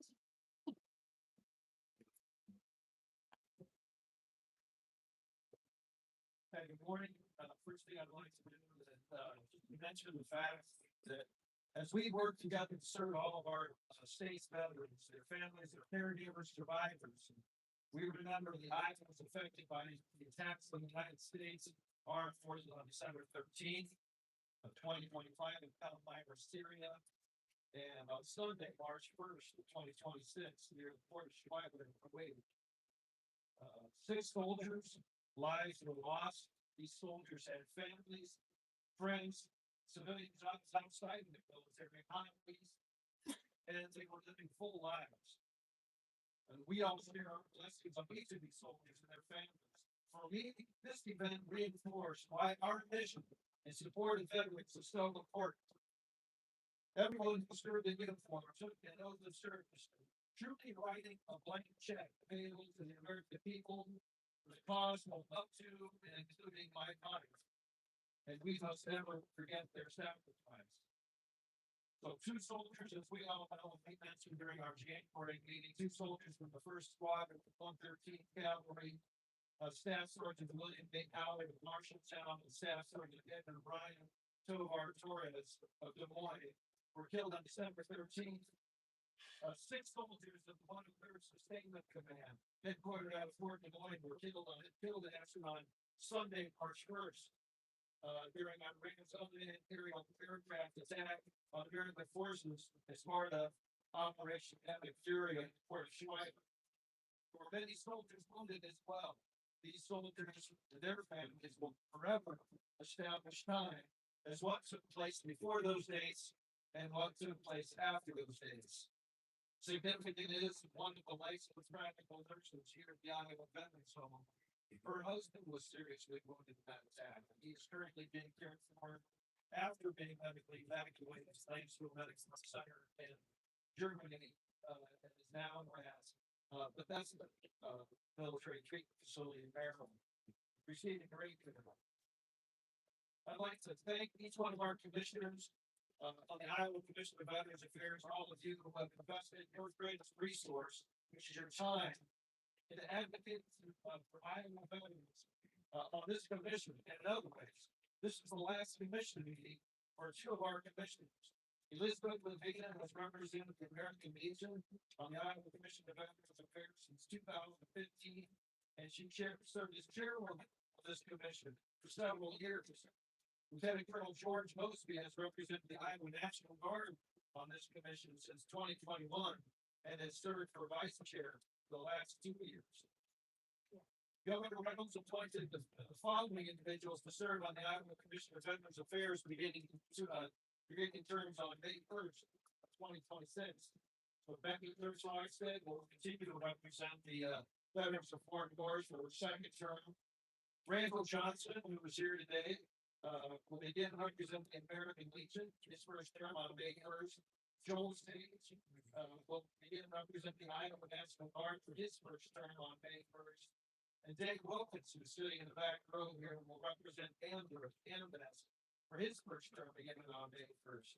The Senate confirmed all of these appointments unanimously on May 3rd, on March 30th, Monday of this week.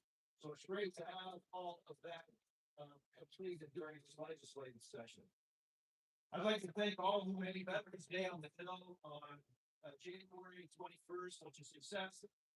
Governor Rhodes was in the Middle East visiting soldiers of the Iowa National Guard on that date. She was scheduled to visit in December, but delayed her trip because of the casualties sustained on December 13th. We are grateful to Lieutenant Governor Beyer for welcoming us into her office, for the commission and all the organizational leadership that have share some comments, introductions, and be with us to show how important what we do is. Our next event will take place on Wednesday, January 20th, at 10 o'clock a.m. at the same place. I do want to mention the whole issue of claim charts. Very alarming situation taking place across the state of Iowa. Truly, our veterans are being preyed upon because they don't know. They don't know any different. They don't know. They just know somebody's offering up an opportunity for them to file a claim, and they are pursuing that. And so I'm imagining that in the minds of some, they're saying, "Well, I'm willing to pay the $1,500 because it's money that I would not otherwise have." We will follow up with the Nursing Home Association and make sure that we market the resources that we have available internally. Because it really is it's a travesty to see them give away money when they don't have to. I want to mention the Iowa Homes for Heroes program. We're starting the process of having our 2nd home built. Groundbreaking has already taken place. The first home was built in Urbandale. A veteran who was housing insecure moved into that home in November. He's doing great. And the 2nd home was built, but it is being built right now. We do have one applicant that we've got made a recommendation of, and wait to get everything finalized with the Iowa Homes for Heroes Board of Directors. But again, this is going to be a beautiful home, a wonderful neighborhood, free of charge to a veteran. I want to give you an update on Senate File 2466. It's known as the County Veteran Service Excellence Bill. I want to share with everybody, just kind of an update from my perspective, from my thoughts on it. So on Tuesday evening, January 13th, Governor Reynolds delivered her ninth and final edition of the state address in the House Chamber at the state capitol. She spoke specifically regarding Iowa veterans from the 1425 mark of her presentation, which is on YouTube, to the 1541 mark. So after generally speaking, after her general comments, she focused 3 minutes on talking about veterans-related issues. Her comment was, we owe our service members a debt of gratitude. That debt is best made by ensuring our veterans get every benefit they earn. Iowa is home to nearly 178,000 veterans. Yet only 1/3 is receiving benefits they earn, placing Iowa 44th in the nation for VA compensation. That's unacceptable. An outdated system that provides little accountability is leading too many veterans and well-paid county officials without the tools, training, and consistency they need. So tonight I'm proposing a bill to modernize the system statewide. I'm also proposing that we incentivize better performance by repurposing existing state funds to create a new performance-based county grant program. The higher a county's VA compensation per capita, the more money the county will earn, ensuring that outcomes will improve. The goal is simple: more benefits reaching more veterans. Let's do more than heroes who've done so much for us. I don't recall at any time of listening to a governor's condition of the state address and veterans being the lead topic. And I can assure you that Governor Reynolds has made her objective in this area very clear to me as the director of the Veterans Affairs. And I mentioned at several different meetings, when I very first interviewed for this job, she laid that statistic on the table in front of me and asked, why are we number 44 of 50? Okay, so she wants to make an impact on this statistic. As being number 44 of 53 states and territories reflects underserved Iowa veterans. So there has been opposition. Some of the opposition has been loud. Some of it has been unprofessional. I want to be very clear here on what this legislation will do. This legislation will increase transparency and consistency in the delivery of services through our veteran service offices. In terms of per capita veterans compensation, only 6 Iowa counties are above the national average. Recently, reports from the VA now has Iowa ranked number 47 of 53. An example of inconsistency is the difference in annual per capita veteran compensation from the top county in the state, which receives an annual pay per veteran of $10,889,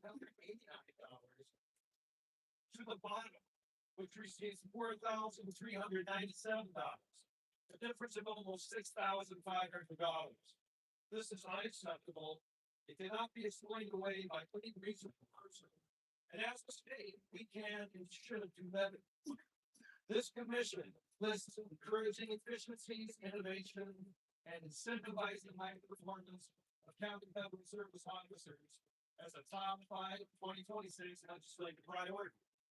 The Department of Veterans Affairs believes that CVSOs provide a vital and much-needed service, and that Iowa veterans will greatly benefit from the passage of this legislation. Payments to Iowa veterans currently total $1.04 billion annually and represent significant economic impact to our state. However, only 52,000 Iowa veterans currently receive those benefits, 29%. Comparison with peer states, folks, we always compare ourselves against, shows that there is an urgent need for us to act. An increase of just 10% in current compensation levels is a $110 million annual boost to federal dollars coming into our state, resulting in a per capita of $6,825, with Iowa ranking 37th nationally, only a little bit ahead of Minnesota, but still well behind several other peers. This is an achievable goal, and we should aggressively pursue that. Senate File 2466 is supported by the Veterans of Foreign Wars and the Disabled American Veterans for the state of Iowa. As amended by the Senate, This bill adjusts the Iowa Veterans Trust Fund balance for inflation by raising the balance from 50 million to $75 million through continual annual transfers from the Iowa auditor. $50 million in 2007 does not equate to $50 million today. And we need that money to be able to continue to make trust fund payments. This bill reallocates existing appropriation to recognize high performances in delivery of equal per capita veterans benefits. This bill requires the department to secure a universal claims management system and provide that at no charge to counties to bring consistency in the claims filing process. Currently, each county procures and pays for one of several different systems and maintains that system independently. The bill eliminates paper filing of compensation claims. The bill requires that performance data at the state and county level will be provided from the claims management system to county supervisors and county commissioners of veterans affairs on activity at the county and state level. An example would be identification of the county office that filed claims for veterans residing in that particular county. This is important because the tracking of benefits traces to the county of veterans residents, not the county that actually did the work to file a claim. This will give these elected officials additional data regarding their veterans service office to facilitate informed decisions by the county. No individual veteran data will be shared. And I'll say that again, no individual veteran data will be shared. The Iowa Department of Veterans Affairs will hire a dedicated training coordinator to enhance the semi-annual person county veterans service officer training that we currently provide. Additionally, this trainer will assist newly hired CPSOs with in-person training at their county office to get them credentialed sooner. There is no change to local control. This is another thing that has come up consistently. You're taking local control away from us. Not true. Counties remain in charge of their employees, but enhanced performance data will be provided for counties to make decisions. There is nothing in this bill that expands what we've already established in Iowa Code 35B.6, which authorizes myself to determine standards and training requirements for our county veteran service officers. Significant is that on Wednesday, March 18th, Governor Reynolds compromised on withholding $10,000 appropriation to each county and injecting an additional $250,000 for the Iowa Department of Veterans Affairs to use in order to recognize top-achieving counties and provide additional resources to every county showing progress. That offer was not accepted. Our department has been inundated with inquiries from elected officials regarding this bill. And when I say inundated, I mean blown away with inquiries asking for confirmation of blatant falsehoods. I was not even say they're falsehoods, outright lies. We had a county veteran service officer that shared with their elected officials that all the big counties would win and all the small counties would lose under this legislation. Absolutely not true.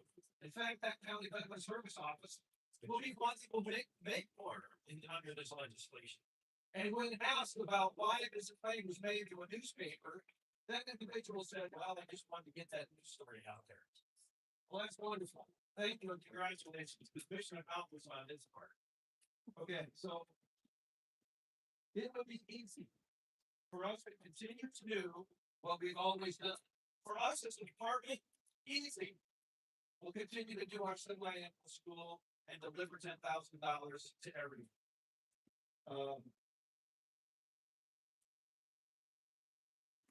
And I also want to call attention to the fact that a significant portion, the overwhelming portion of fielding this legislation is on us as a department. It's on Nathan Wilson, Gavin Sandbase, that team, Mike Wilson, and we're willing to do this work. Why are we doing this work? Because performance separates, performance matters. Okay, and that's why we want to get this legislation passed. All right, what happens if it doesn't? If it doesn't, we continue to do business. I don't dislike anybody because they're advocating for what they think right looks like. That's great. In this system, Everybody needs to put out their 2 cents and be heard. And I feel like we've done a great job. Many of you have testified before our Senate and House Veterans Committees, subcommittees, everything else that got us to where we are right now. And I thank you. I appreciate that. That's great. And as it should be, in our way of government, our elected officials will have the final vote. The last thing I just want to comment on is Mike Wilson. Mike Wilson has done a phenomenal work advocating for this bill at our state capitol.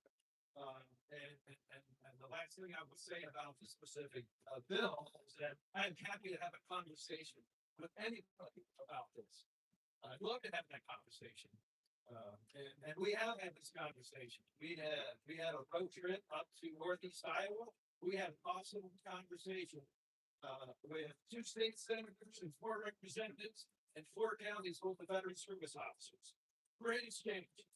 Presentation by one side, presentation by the other side. And I can tell you that the 4 people that walked out that room as elected officials were on board with this legislation. They were on board with it before we got there, and when we left, they told us we're on board with it now. I want to talk, expand on some comments about our school. I want to provide a couple additional comments about that. So the Iowa Department of Veterans Affairs provides semi-annual training for county veteran service officers. On April 17th of last year, we published a letter outlining the dates for our fall and spring schools for training years beginning in October of 2025 and ending in October of 2030. Our next school is going to take place on April 14th through 16th at Stony Creek Inn. And this is going to be the culmination of the best training event that we have fielded to date. We've got the National Veterans Legal Services Program coming in with their subject matter experts. They are the ones that put together the 1,000-page club. They will do phenomenal at that training. And we're looking forward to that. I'm going to jump to the Iowa Veterans Home. I want to make some comments about some situations that have transpired, which is creating some friction. So just to clarify the admissions process, the Iowa Veterans Home. First, we strongly encourage anyone who may seek admission to visit well in advance of their need for nursing level care. Second, there is a very robust application process in order to be approved for admission to the Iowa Veterans Home. That's the same no matter what nursing level of care facility you're going to go to. It's a very complicated process. We provide nursing level of care to Iowa veterans and their spouses and to both STARS parents. We do not provide skilled nursing care. We are unable to care for veterans with alcohol or drug addiction challenges or with veterans who are violent towards staff or other residents. Okay? And when we receive an application and we deny an application based on any one of a number of issues, you're not going to hear from us. The reason we denied them is because of his alcoholism or because he's currently abusing staff at his current nursing home. Okay? If that is the case, he will not come to the Iowa Veterans Home. We have an admissions committee. We have teams of professionals that go out and do on-site visits, and I trust their judgment when they come back and say this is not a safe place for that individual. Okay, that being said, there are many individuals who we do have living here are have mental health related issues and challenges. We have a dementia level of care. We have different levels of dementia level of care. But to say that we're denying applicants to come to the Iowa Veterans Home, because there's for no good reason. It just means we're not able to share that reason with you. And Kelly up there sitting in the front right row over here, and she has been, I would say she hits me, but very close to when we walk that line with wanting to share. It's important that we have trust, faith, and confidence in the system. But unfortunately, there are some individuals that are not going to be able to live here. Joella Perry mentioned the training is taking place on June 12th. I appreciate her stepping forward to serve on this organization that meets simultaneous with the National Association of State Directors of Veterans Affairs. She also mentioned the Iowa DNP Women's Conference on April 18th. I had an awesome conversation with Cindy Paris, Whitehill County Commissioner and Adjutant of Iowa DNP, who talked me through why she wants to do this conference at the Gold Star Museum on April 18th, and why it's important to get the word out about these events. And the bottom line is that we have women veterans who are underserved and don't know it. They don't know that they're underserved. They don't know what's available out there. And we collectively need to do more to get that out there. We're in the middle of our 250-year anniversary as a nation. There's a lot of events that are taking place throughout our state that kind of keynote on all of those events. The state of Iowa has a system out there that they're collecting information on events. They want Iowans to know what's taking place out there as we're celebrating 250 years. So find out, get out there and do a search on Iowa America 250. And if you have an event that's sponsored by your veteran service organization, by your county, by your any organization, put that information into that system so people are aware of it. I want to share some information about our National Association of State Directors Conference that several of us attended on March 1st through 5th. We had outstanding presentations by our Secretary of Veterans Affairs, undersecretaries, acting undersecretaries for Veterans Benefits, Veterans Healthcare, National Cemetery Administration, and we actually had 3 staffers from Veterans Affairs committees with the conference. Lots of issues that are out there. And this group here really needs to know about what issues are taking place in Washington, D.C. that impacts those we represent.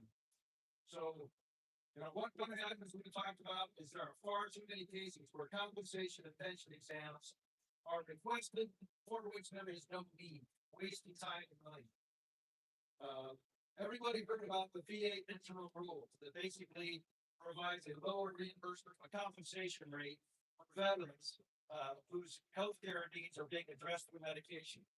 Secretary Collins got up in front of all of us and said that was a mistake.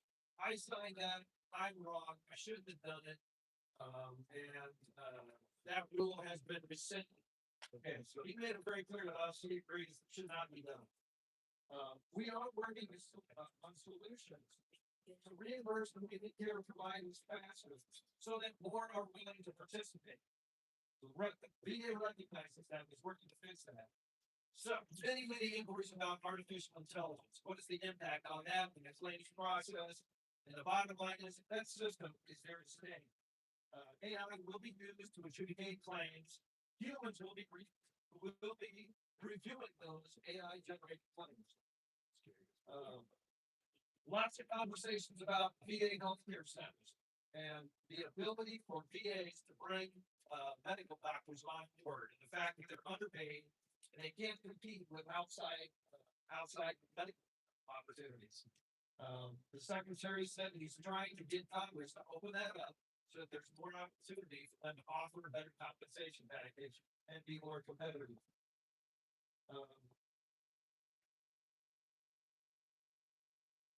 He talked extensively about the fact that we need to emphasize that veterans receiving VA disability compensation are not defrauding the system. The VA audits system, it's the federal system like any other agency at the state or the county level.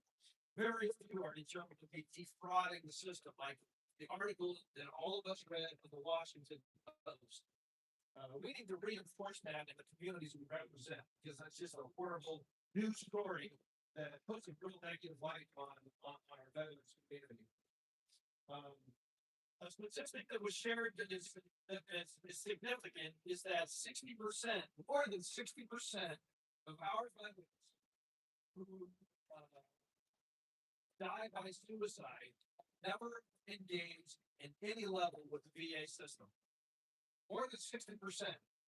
And that is an issue that, we need to fix. There's lots of engagement opportunities out there. The American Legion's have to be the one campaign. Cliff Barker, Whitney McMartin, there's a solid fruit tree out there trying to make an impact on this issue, but getting a veteran in the door seems to be one of the, biggest challenges that we need to address. We talked about the Richard Star Act, what that is doing and will do. There's a lot of activity and engagement on this topic. Many of you have been involved in it. The rally capital was outstanding. We'll see what happens. It seems to continuously stall. For benefits, there's the VA is limiting the apportionment of disability benefits. There's a discussion about that. They issued a final rule on this topic last month. That was in February, saying that they will no longer grant apportionment of VA benefits in cases arising from family law disputes. The VA needs localized family courts and other forms of trial courts to be better positioned to make decisions on that matter. Mentioned the chapter 35 education benefits that have been impacted, were impacted adversely by the October 2025 shutdown, and the fact that all 75,000 dependents and survivors have now been paid. So that should not be an issue anywhere. The VA is maintaining a national call center for homeless veterans. Any individual who interacts with a veteran who is homeless, as well as any individual who sees someone purporting to be a veteran and who is homeless, is encouraged to contact the VA's national call sign for homeless veterans, which is 877-424-3838. On receiving the call, the VA will take action. I've never called this number. It appears that I know in other states have done this, and they have confirmed that the VA will deploy individuals to the designated location to work with the individual who calls that number, including screening veterans and veteran status and connecting them to key resources and services. There will be a significant reorganization of the VA healthcare center system across the nation. It's called the Restructure for Impact and Sustainability effort, known as WISE. It's going to be the biggest reorganization of VA health since the 1990s. What we know is the Veterans Integrated Services Network, which currently has 18 regions, is going to be narrowed down to 5. Okay, I challenge you to go out, or I should say, I encourage you to go out and find a YouTube video where Secretary Collins talks about this reorganization. And he talks about the fact that if you go to one visit and you ask for a service, they'll say, yeah, we don't offer that. You go to another visit, oh yeah, no problem, you can do this. Well, veterans move around, they're getting treated at one, they can't get it in another. And his question is, why is there no standardization? And the answer that he gave was, because each one of these is like their own little kingdom. And they have so much decision-making and authority and autonomy that that's how they get such disparity in what's available. So when this all gets repurposed, the Midwest region will kind of extend. It won't be called the Midwest region anymore. Our Vision 23 will extend it to Kentucky. It will include Ohio. It will be an expansion, basically. All states will be, the region will be expanded. And we'll see that. It makes sense what he's on the proposal that he made to the state directors, and we're on board.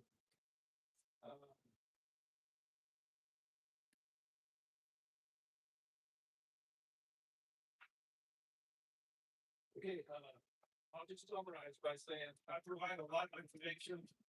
I'll share that there's a lot of friction points and opportunities.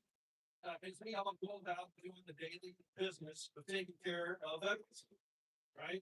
And I'm not saying I'm right. I'm saying I've got an idea of what right looks like. I communicate with a lot of people. I listen to a lot of viewpoints. And at the end, you know, I totally recognize that every person on video here, in the room here, has the best interests of veterans at heart, period. As we move forward, that's not going to change. I look forward to working with everybody in this room. I know Jim, you and I have had some disagreements over what right looks like. I still respect you. I know that, you got a big job to do representing 99 counties.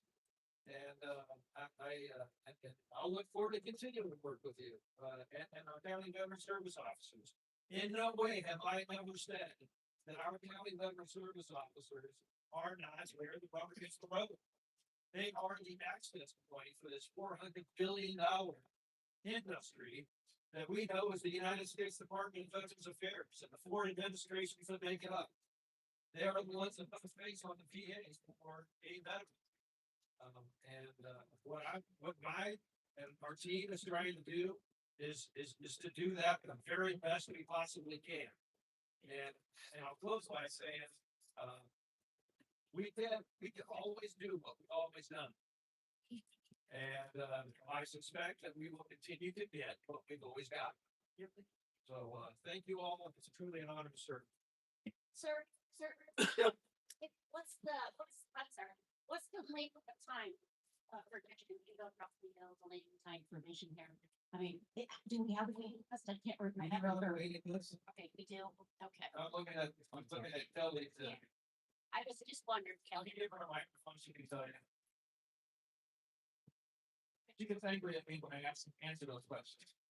No, so approximately 5 months is the waiting list, but I cannot guarantee it. That is all conditional on which unit they need. Like right now, we do have some open beds in our dementia unit, so it depends if they need secured care, if they need memory care that just requires a water guard. If they require a nursing open unit, which is nursing level, we're all nursing level care, but this is for your typical nursing care. We're pretty darn full. In fact, I think right now I have 4 open beds and they're all scheduled. So they're trying to get them in as big as we can, but we also have, just so you know, if you look at our capacity right now, we're at 91.5% this morning. That is because in our dementia unit, we have done a complete flooring project. Nobody in the dementia unit, none of us made this decision, should put carpet in. So we have removed all the carpet. We're on the last unit. You should go over there and see it. It's absolutely beautiful now. So then that will open back up. That opened it up at 15 beds applying. Pretty darn sure we can fill those right away. But I'm also going to put another plan up there. We still need staff. So anybody that can recruit for us, please do. Thank you, Kelly. I'm close to Tanner County, so I got lots of people asking. So thank you. I appreciate that. Yeah, every facility around the state of Iowa is needing staff, so we're not alone in that respect of needing new employees. And I see every month where we have had new employees and new orientation. And I appreciate getting that information as to how we're supporting the community with employment as well. Our next one, we had a request from the self-reliance group for some monies from the license plate fund. It is for the veterans stand down for the the self-reliance group. They're requesting $6,000. Their total budget is $32,000. And it does meet the purview of utilizing the license plate monies. This is July 24th of 2026. It's a veteran stand down located in Burlington Memorial Auditorium. And it's resources and information that they will be getting out there. They're going to have speakers, they're going to have a dental clinic, they're going to have mental and physical direct care services, Boston County service officers, the vet's home, the National Cemetery will be there. So there will be a lot of services. So they're requesting a $6,000 out of the license plate funds. Do you have a motion? I make a motion to approve. We have a motion from Melissa, second by Dave, to approve paying them $6,000 for their veterans stand down. All in favor, say aye. Opposed? Hearing none, we'll go ahead and get that taken care of for that stand down license plate funds. Appreciate that. Darlene, can I ask one question? Yes. I.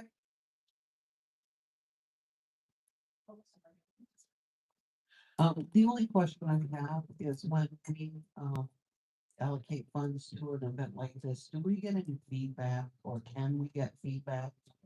So that we know, you know, I'm not trying to hold a gun to anyone's head. But it's nice to know that at that event, we help X amount of veterans and this is the type of benefits they receive. We're requesting report from, Joella in regard to how effective that was. And that's what we need. We need reports back as for accountability. If we're gonna provide these funds, we need to know how the funds are being used, what, get an after action report is basically what we're needing for that. That'll be great. We'll make sure we put that in that request.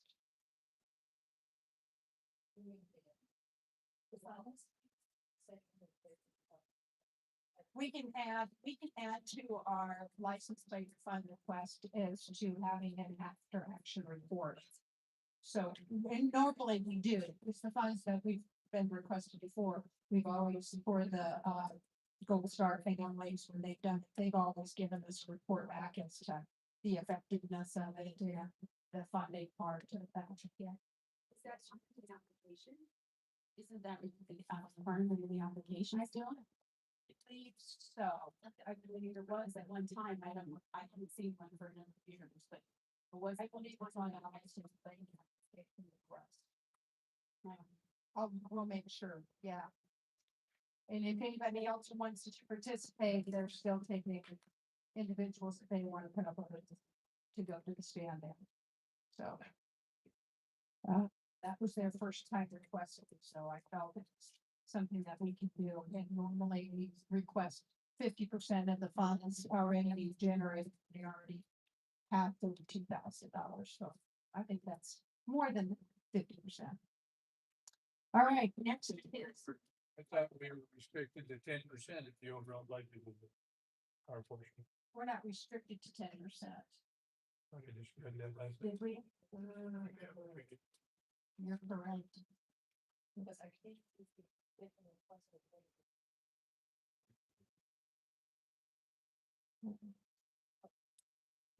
Sure. That was our rule. That That was, right? Right. We all agreed to have that rule. And we, every time the city started with memorials, we thought we were gonna have a lot more. Stand down was the same thing. We could be getting a lot of requests for money to stand down. So we got to, be certain to have our rules in check. Like, to me, this is exactly how the license plate money should be invested. Impacting our most vulnerable veterans. This also be with education, I think the focus. When it does say something about education, awareness, and stuff like that, is what it's intended for. The 10% and the 50% stuff, that got managed when there was memorials. So they weren't direct services. it's up to the chair to make the questions in this, because it's education. Yeah. I think we're in our purview, allowing, so I think we can, yeah. We're in our purview. All right, let's go through the approval of the minutes and then we'll take a 15-minute break. I need a motion to approve the minutes from the Iowa Commission of Veterans Affairs quarterly meeting that was held on January 7th of 2026. So. Dave, Second. okay, we have a motion, a second. Pardon me, okay. Everybody is next. All in favor, say aye. Aye. Approval of the minutes from the trust fund meeting on January 7th, 2026. Becky, Joella, thank you. All in favor, say aye. Aye. Opposed? Done. Approval of minutes in the trust fund meeting on February 5th, 2026. Dave? Yes, motion and Dave second. All in favor, say aye. Okay. Approval of minutes of the trust fund meeting on March 5th, 2026. Motion to approve. Reggie? Dennis? All in favor, say aye. Okay, we will take a.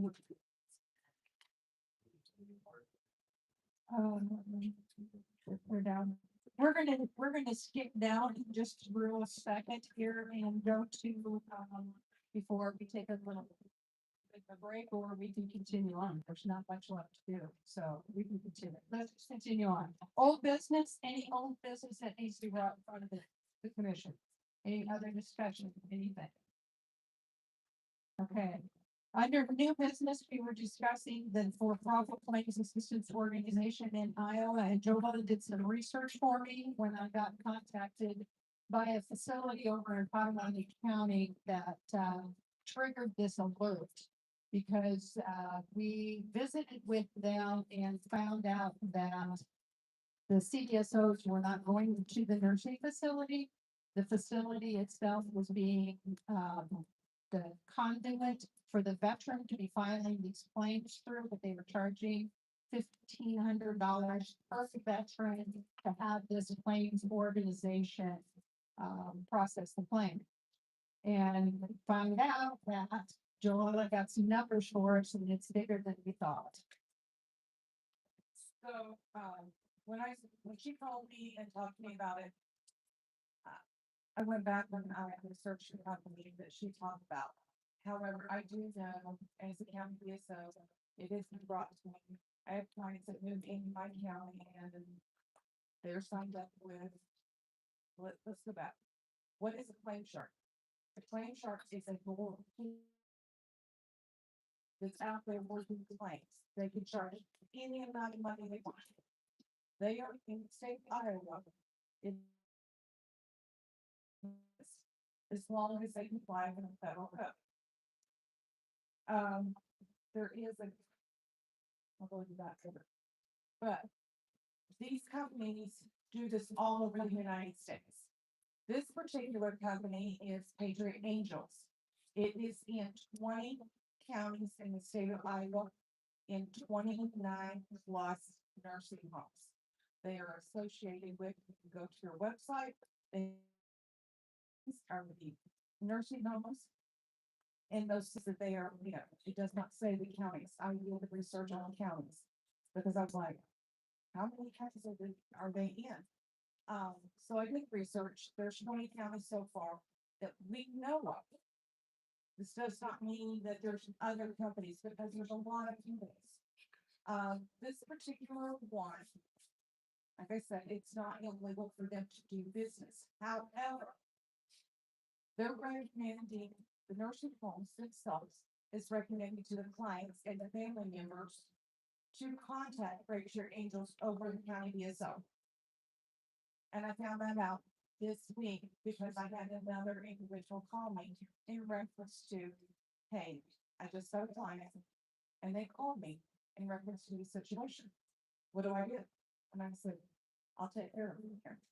I'm already going to this company.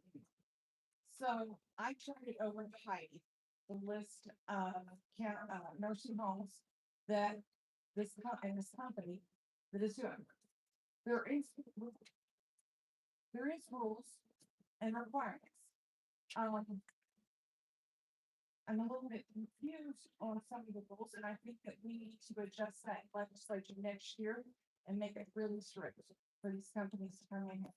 Because when I started and we had nursing home stuff.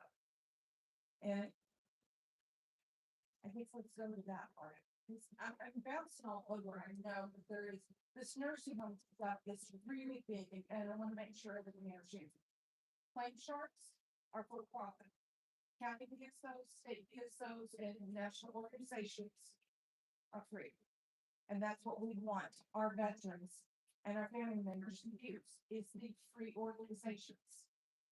In 2015, it was put in code, April 24th, 2015, Governor Branson signed a ruling saying that those individuals have to sign a piece of paper knowing that there is a free service threat.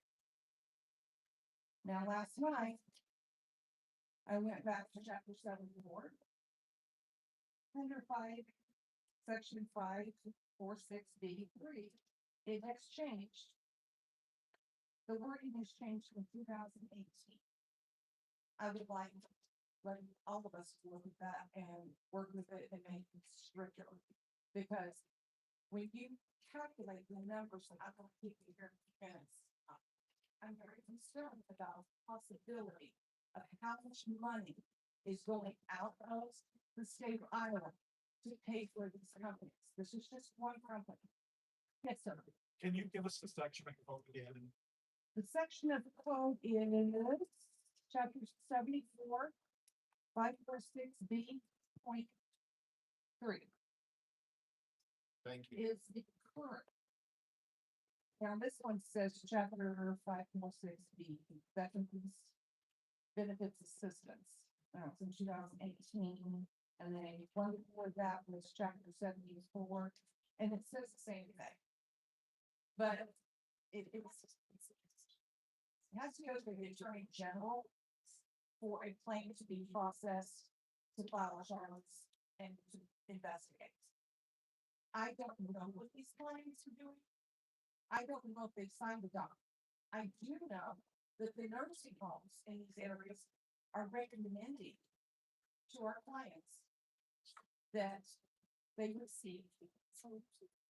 Joella, is it possible that the nursing homes are getting a kickback from sure? No, the nursing, what we have found out, the nursing home, these facilities aren't being paid by the veteran. What's happening is the nursing home charges the veteran. And so and then the facility pays this company for these services. So the veteran isn't paying the services, the company is. So that's how they're getting behind the scenes of this. So they're not actually getting the money from the vet. So they're not actually, if these are the nursing home ones. Now there's other claim charts doing other things that they sign up for. That's outside of the nursing home purview. That's still out there. And those claim charts should get a big percentage from the veterans benefit. So that's a different one. And this is just specifically the nursing homes. Now, each of these nursing homes still put the names in to the nursing home database that we also provide in services. They send that out to the counties and the counties can contact the nursing home. What this facility said is that they were told by the county that if they go through this agency, the claim will go through faster.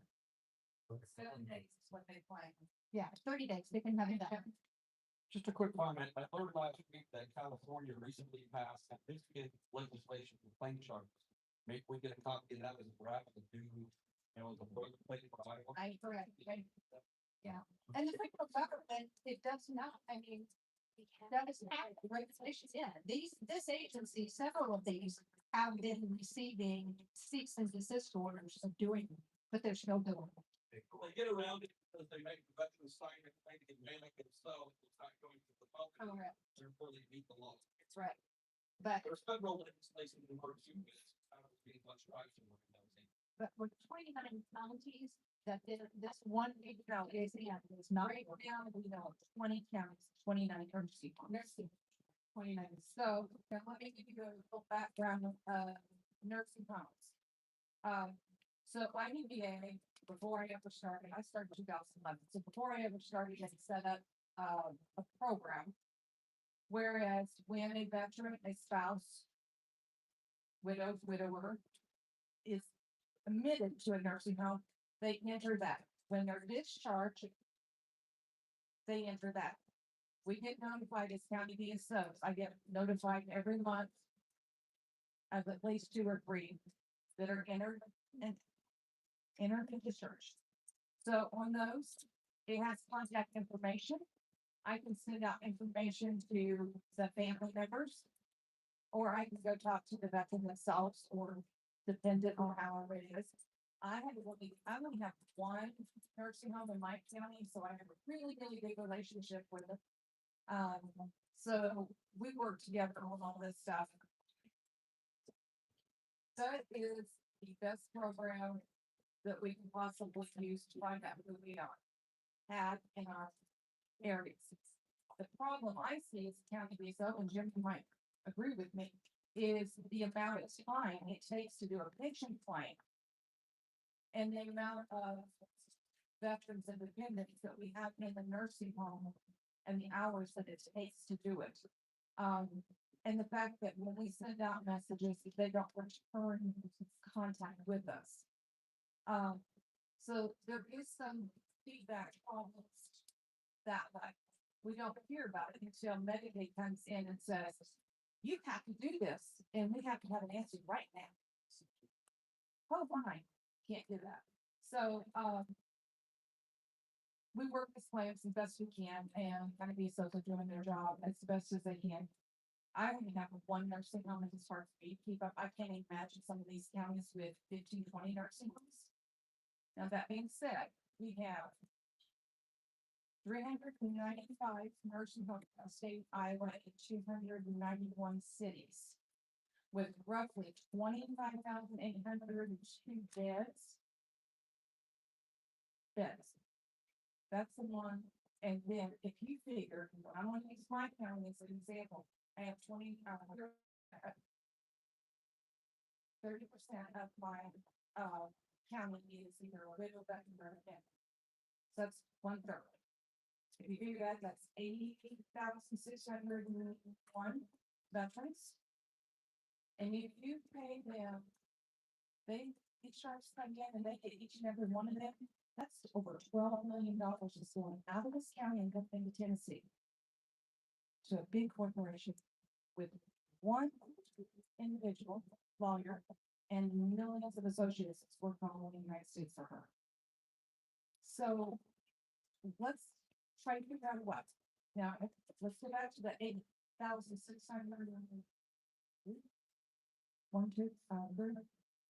veterans. At $90 is what they get from the VA. That's $774,000. The expectancy life of an individual going to a nursing home is 1.5 to 2.5 years. So you figure that's only $1.5 million out of that $12 million that she is copying all these people. So we really need to figure out a way to put money in here, keep a short salary, and I mean, I think we need to get together and do a round table, put a really good legislature, really tight, strict. Right now, they can sign a piece of paper saying that they know about the free services, but where does that go? Who's controlling that? Who's monitoring it? How do we know that they actually signed that piece of paper? There's nothing to determine that. So I think we need to figure out a new way to look at the situation. And please, if you're approached, or family members approached by someone who's going to charge you $800 to $3,000 because $1,500 is the minimum, that's just an estimate. They charge over $3,000 for some clients, and if they die with the claim and stuff, they still have to pay the claim. So let's figure out a way to fix this with the sharks and legislature, state, federal. Let's go. I just pulled up California's and they made 4 issues illegal. And so we'll be looking at what their legislation is to make sure we duplicate it. Theirs is for the accreditation. We looked at this one and it has one single person that's accredited with this organization, trying to do all of these claims and working all of this. But the people that are actually doing the paperwork, who knows where they're at, because they do it all online. Just a quick Joella and something, I could share the info with David West, who's the past president of the Association of California, who ran legislation out there, who briefed us. Where you thinking you should just contact? His biggest struggle was that these companies are multi-billion-dollar companies, and they get lawyers and throw everything at you trying to circumvent this legislation, and they'll do it here too. And well, they were going to try and do that this year and try and get us to get rid of that piece of legislation to eliminate the requirement that they have to notify the individual that they're talking to that there's a free service out there through the American Legion, the DAB, and County Veteran Service Offices. And they want to eliminate that. And though that organization has also received cease and desist order from the federal government. I'm hoping that we can come up with something stricter than what we have currently, because we need it. Yes, Wayne? Sometimes there's also a fiduciary involved. So, the VA will change the rules on fiduciary a little bit. So it always depends on how that is enforced.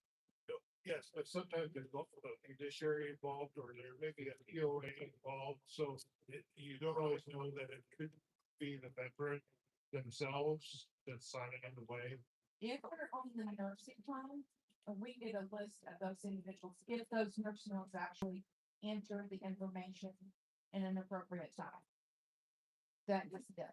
So fiduciary also gets some fine stuff. Fiduciary, They're not supposed to. they can't, I mean, I'm Right. a fiduciary, Not legally. yeah. No, they're only independent funds. Especially with the power of attorney. And that may be occurring. And all kinds of things can happen illegally, so that's. My office right now, it's the nursing home right now that is telling. Handing out picture angel information and recommending it. That is just one company. I do know there are several others. I had one to bring in, last week. I'm back at home.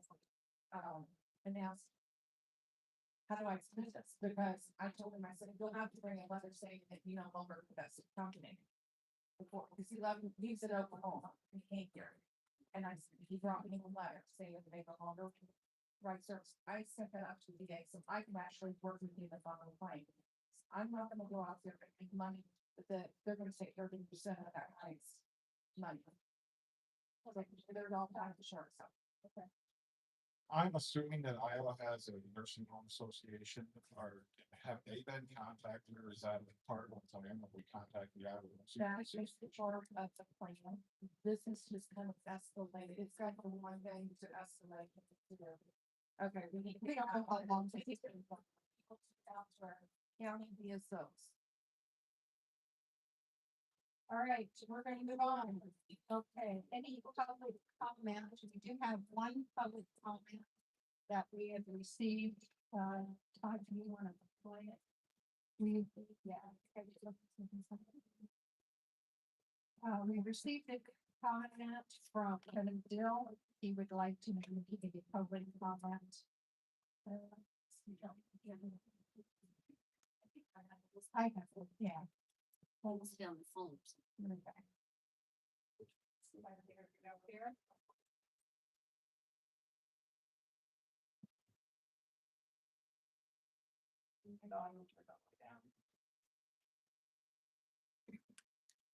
Veteran Services. Senate File 2466 is necessary. Two members of the Iowa House and Senate from Kevin Hill, the Director of Veterans Affairs, Blackhawk County, 2015 to 2019. Today's date, March 25th, 2026. The goal statement versus the goal system. Tenure as the Director of Veterans Affairs for Blackhawk County. We what a function office looks like. We saw specialized training at both the Des Moines and St. Paul regional offices to master complex eviction claims. We averaged 13 on each of them month. Our volume was so high. Our results were consistent that the staffs of Senator Grassley and Senator Rhodes bypassed their own local offices to call us for veterans across the state. In 2018, I received a call from the White House while Senator Rhodes been with President Trump as he signed veteran-centric reforms. It's been my big ideas. I know what excellence looks like, and I know what a goal system looks like. At the table oversight. In my years as a director, I learned hard. Most boards of supervisors have single interest in PA offices. As the smallest office with the smallest budget, we're often an afterthought. Supervisors only care very much what the report said, whether the numbers were big or small, because they didn't understand the job. More importantly, they were too afraid to look closely. They feared that any audit or scrutiny of the VA office would be politically weaponized as the veterans. This lack of oversight about directors in counties like Grimm County, very voice that defied election. I saw reports claiming engagement numbers that nearly matched the total veteran population of the county. As if every veteran in the area was rising from the dead every 30 days and visit the office. The current opposition from the Iowa Association of Veteran Service Officers is not about local control. It's about fear of transparency. Many directors will try to use the type of GEX report have been elected. They took from federal spending data and presented to their supervisors as if they were representatives walking to their front doors. I know of offices where the directors saw perhaps 2 veterans a week. It is actually reporting them busy enough to do their job. The association is notified of a centralized unified digital system because every statistic we have proves the same fact. Many of these offices are not nearly as busy as they claim to be. They are fighting to keep a fragmented basis because it's the only demanding for reform. I will reach 44th in the nation for VA compensation for faculty. This is a direct result of a system built on administrative fiction rather than administrative. While our neighbors in Nebraska and Minnesota's professionalized audited systems bring millions of federal dollars to professions, I was in a cycle of unverified reports and legal documents. 752466 is subsequently proposed to convert amendments in 2019. We need one single system that aptly tracks who is actually servicing the veterans and who is just filling the chair. We are defrauding the taxpayers of Iowa, and more importantly, we are failing the men and women who serve this country. It is time to end the family reporting and bring the Black Hawk standard of accountability to all 99 homes. Respectfully, Captain Dill. Black Hawk.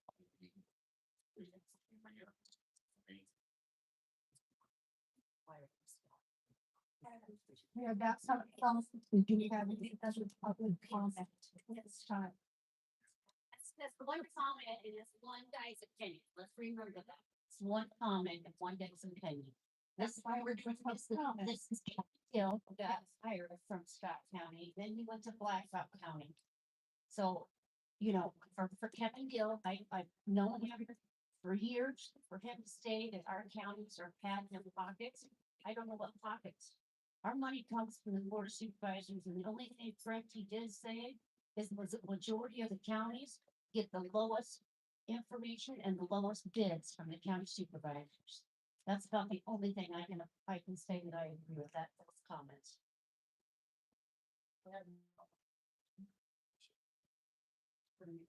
As a former veteran service officer, I can tell you that my county stuck to the minimum requirement by the code. One person, 20 hours a week in my county. It wasn't enough because the county had been served for so many years. And I had a lot of work ahead of me to get a lot of veterans contacted. I worked 40, 50 hours a week and I got paid for 20. And in full transparency, after 5 years, I was pretty burned out and dealing with veterans who were suicidal and following up, going to the hospital to see about them, getting them to the hospital. But when I think about, I have another podcast called Mills County Roots, and I just interviewed a county supervisor who said the words that they're looking at making cuts. So he gave 4 important things that he thought was important. He didn't even bring up Veterans Affairs. So I brought up Veterans Affairs. And he said, well, we need to have that conversation because the Iowa code says we only have to have one person at 20 hours a week. Right now, this county is #1 in the state of Iowa because they have 2 full-time people and 1 part-time person that is fully focused on pension. They're #1 in the state of Iowa right now. When we're looking, we have to look deeper. I believe we have to look deeper at the code. What does the code say? The code needs to change because that is not enough coverage to reach our veterans. And Iowa has a high percentage of veterans per capita. Across the nation, we're at 10%.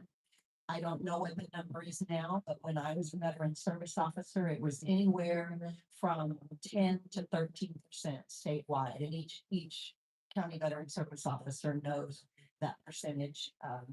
Maybe it's reported on the GPX. But this goes back to the Iowa code. It definitely has to go back to the Iowa code because we need more coverage. And when we have these predators coming into the nursing homes, and it, as Joella mentioned, it takes so long to file a pension claim. And that 5-year look back and the stress on that veteran to find all that documentation and to bring it and report it and go back through all those documents, they're already stressed out. And some of them, they're hijacked by PTSD. Their brains are hijacked. They need more help in the pension area. Our veteran service offices need dedicated pension officers to file these pensions to cover what needs to be covered. And the reason I believe the reason that these predators are coming into these nursing homes in the state of Iowa is because our county veteran service officers are not able to cover that with the personnel that they have in place.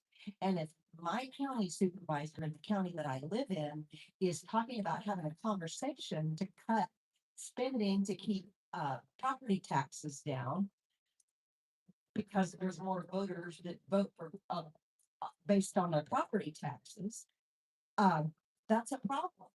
How do we go backwards if we have a county that's serving veterans at that level? How can our county supervisors even consider backing up? We can't back up where our veterans are concerned. So I think it's a code issue. Becky?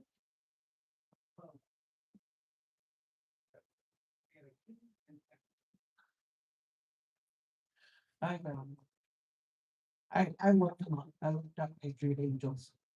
You can put your state in and it will tell you what nursing homes they are in. 3 names kept popping up consistently as far as the name of a nursing home. So that tells you that you have one mega corporation working with another mega corporation. You know, and it just points out that a lot of us, as veterans and as family members have to look out for our own. When you're placing a family member into a nursing home, you know, it's not always going to be the one with the fanciest name that's going to help you or help your veteran. And the biggest issue we have, which we've heard over and over and over again today, is getting the word out.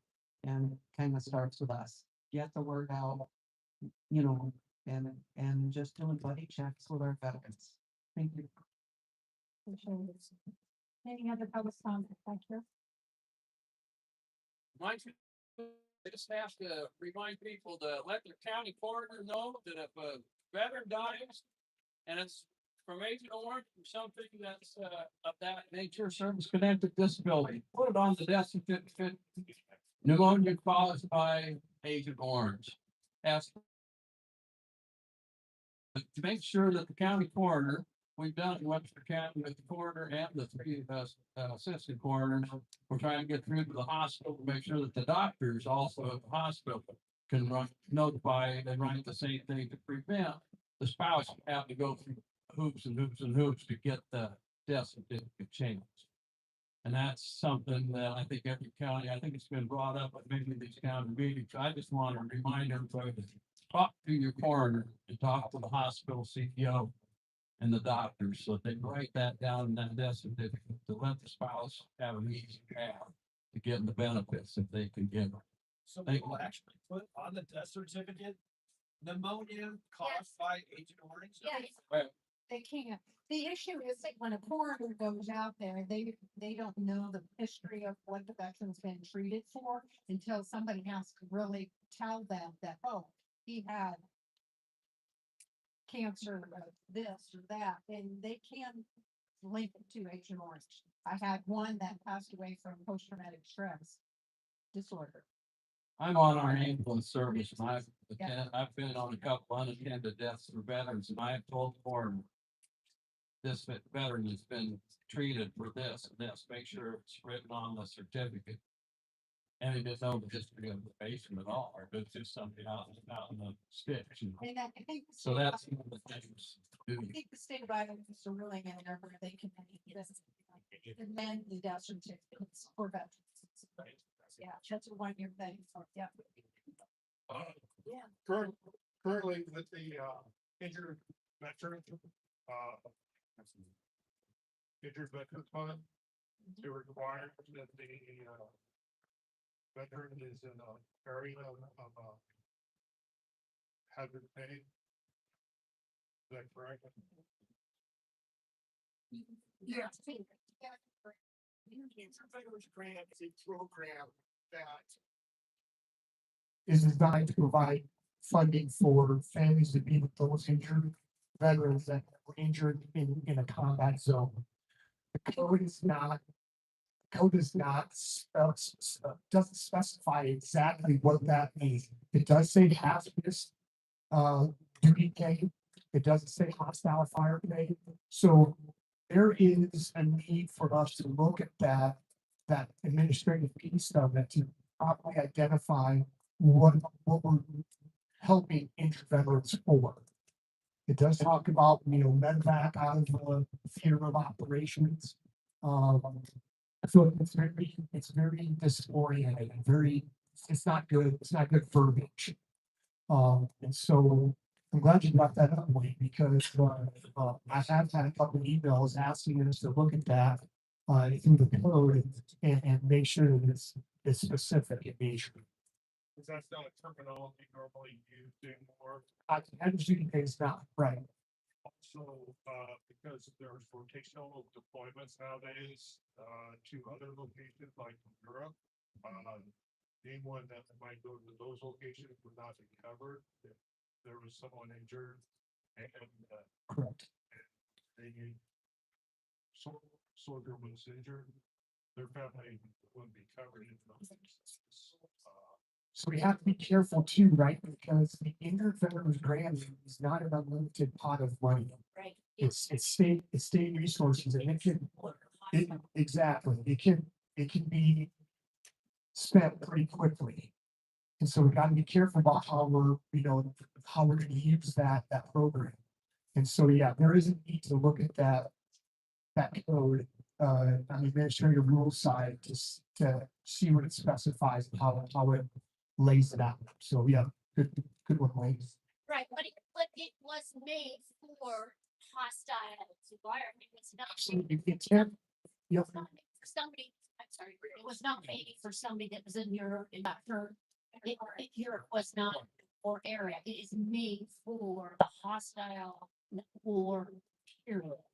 It's not made for just somebody getting hurt and having family coming over. It's not made. Well, like in the case, those injured in Kuwait, that's not. That they are in hostile environment.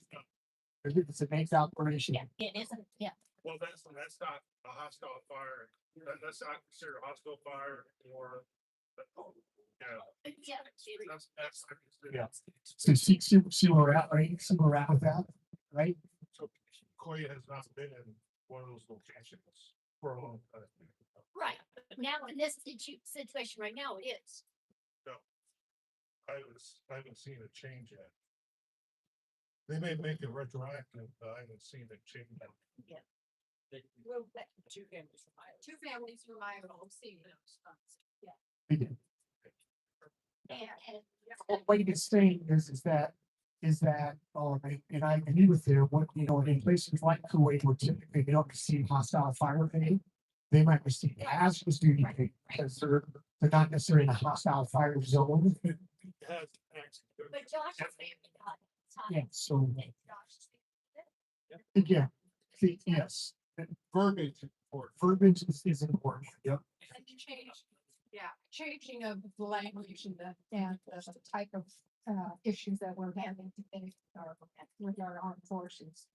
So any other public comment? Dave? My individual guy here was very scared with Del. I know it personally. I'm the guy that hired me. I was chair of Black Hawk County Veteran Affairs. This individual worked at the regional office. Yes, he did work down Scott County. Blackhawk County, and before we hired him, he had the worst director in the state.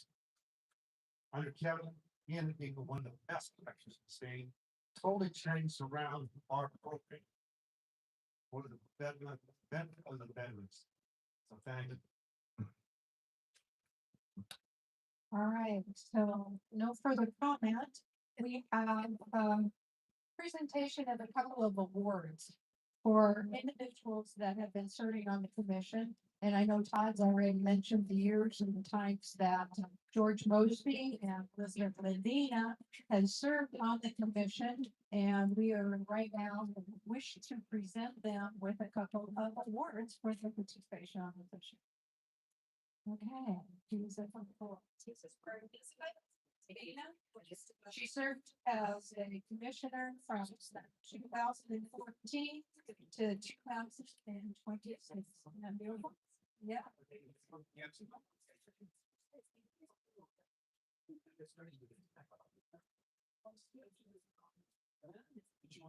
Yeah, I don't want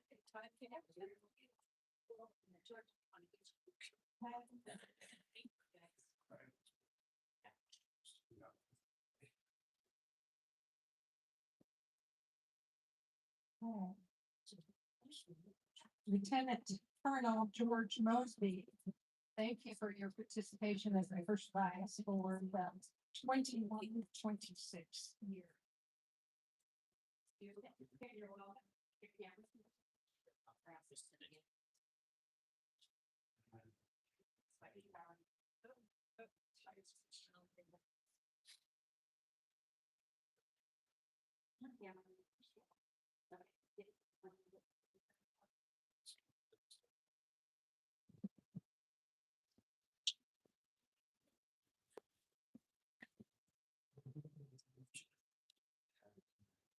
Well, and we're welcome to it, add our new commissioners, Becky and Reginald Johnson of the American Legion, Joella with the National Guard, and David Wilkins with the AMVETS. We appreciate your willingness to participate on the commission. Speaking that said, on May the 7th, we will be having an in-person training and our trust fund meeting at the Camp Dodge office at 10 o'clock. Instead of having a trust fund meeting on Zoom, like we have every month, we're going to be doing it so we can get the new commissioners their iPads, get them acclimated to an in-person trust fund so they know how the trust fund works and do the applications that way. It'll be a much easier transition than just to say, oh, let's get on Zoom. They won't have any access or anything. So we'll get everybody on board on May the 7th at the Camp Dodge office. 10 o'clock. Yep, it's a Thursday, the first Thursday of the month. Usually our trust fund meeting, so we'll be meeting in person. Our next meetings will be July 1st at the Joint Forces headquarters. In the Hats classroom in Johnston. October the 7th at 10 o'clock, back up here at Whitehill. If you have any questions or concerns for the commission or the conduct, please let us know. Otherwise, we are making motion to adjourn. That was fast. See, it was fast. So all of them. Yeah, you'll grab some treats and things in the back. We're gonna have our trust fund meeting here at a little after lunch. We'll finish up our trust fund meeting. All adjourned, say aye.